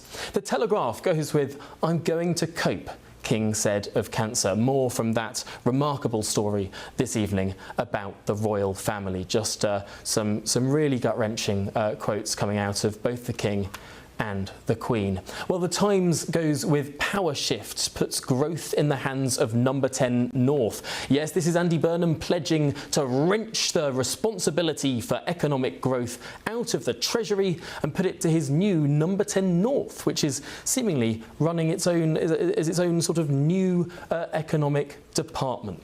Well, let's pick just a couple of these stories now. Joining me, of course, is my panel of the Democrat strategist Laurie Watkins, the Executive Director at Unleash Prosperity Tim Dosha, the political commentator Jonathan Liz, and the GB News contributor and comedian Paul Cox. Paul, let's talk a bit about Number 10 North. What on earth is it? It's some rented space in an office block somewhere in Manchester, and that is it. It totally undermines 10 Downing Street, which is, you know, the very centre of our democracy, our parliamentary democracy, which is the best part of 1,000 years old. The idea that he's going to move it up there, essentially Andy Burnham's decided to work from home. So he's just gone, right, I don't want to go down south, I'm going to work in Manchester, so I'm creating Number 10 up north. It's a bit like the White House just being in Michigan or in Florida.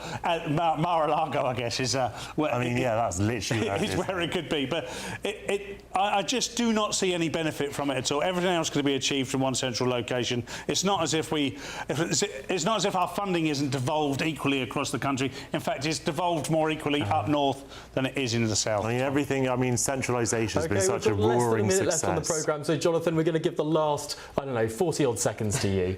Oh, that's kind of you, Tom. Well, look, centralisation has obviously been a roaring success in Britain. That's why everything's going so splendidly here. So let's give devolution a try. Let's give a little bit of sort of balkanisation, if I can use that word, just a bit of autonomy to different parts of the country to see if maybe they can do things better than the useless, failed politicians of Westminster. And that was less than 40 seconds, Well, actually. yeah, and I think just finished early for once. Let's just thank Laurie for making lists more likeable. That is such a bitchy comment. Ignore him, Laurie. He's just jealous he doesn't have your looks or your eloquence. Well, that's true too.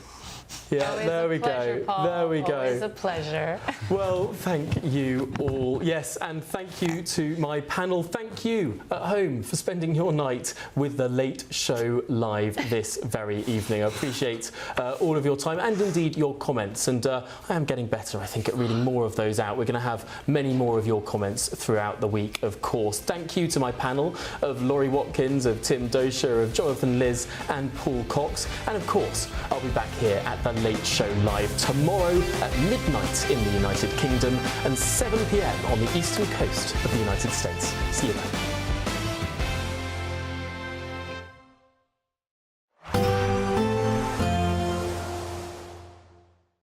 Today, clouds overhead. Total zen within.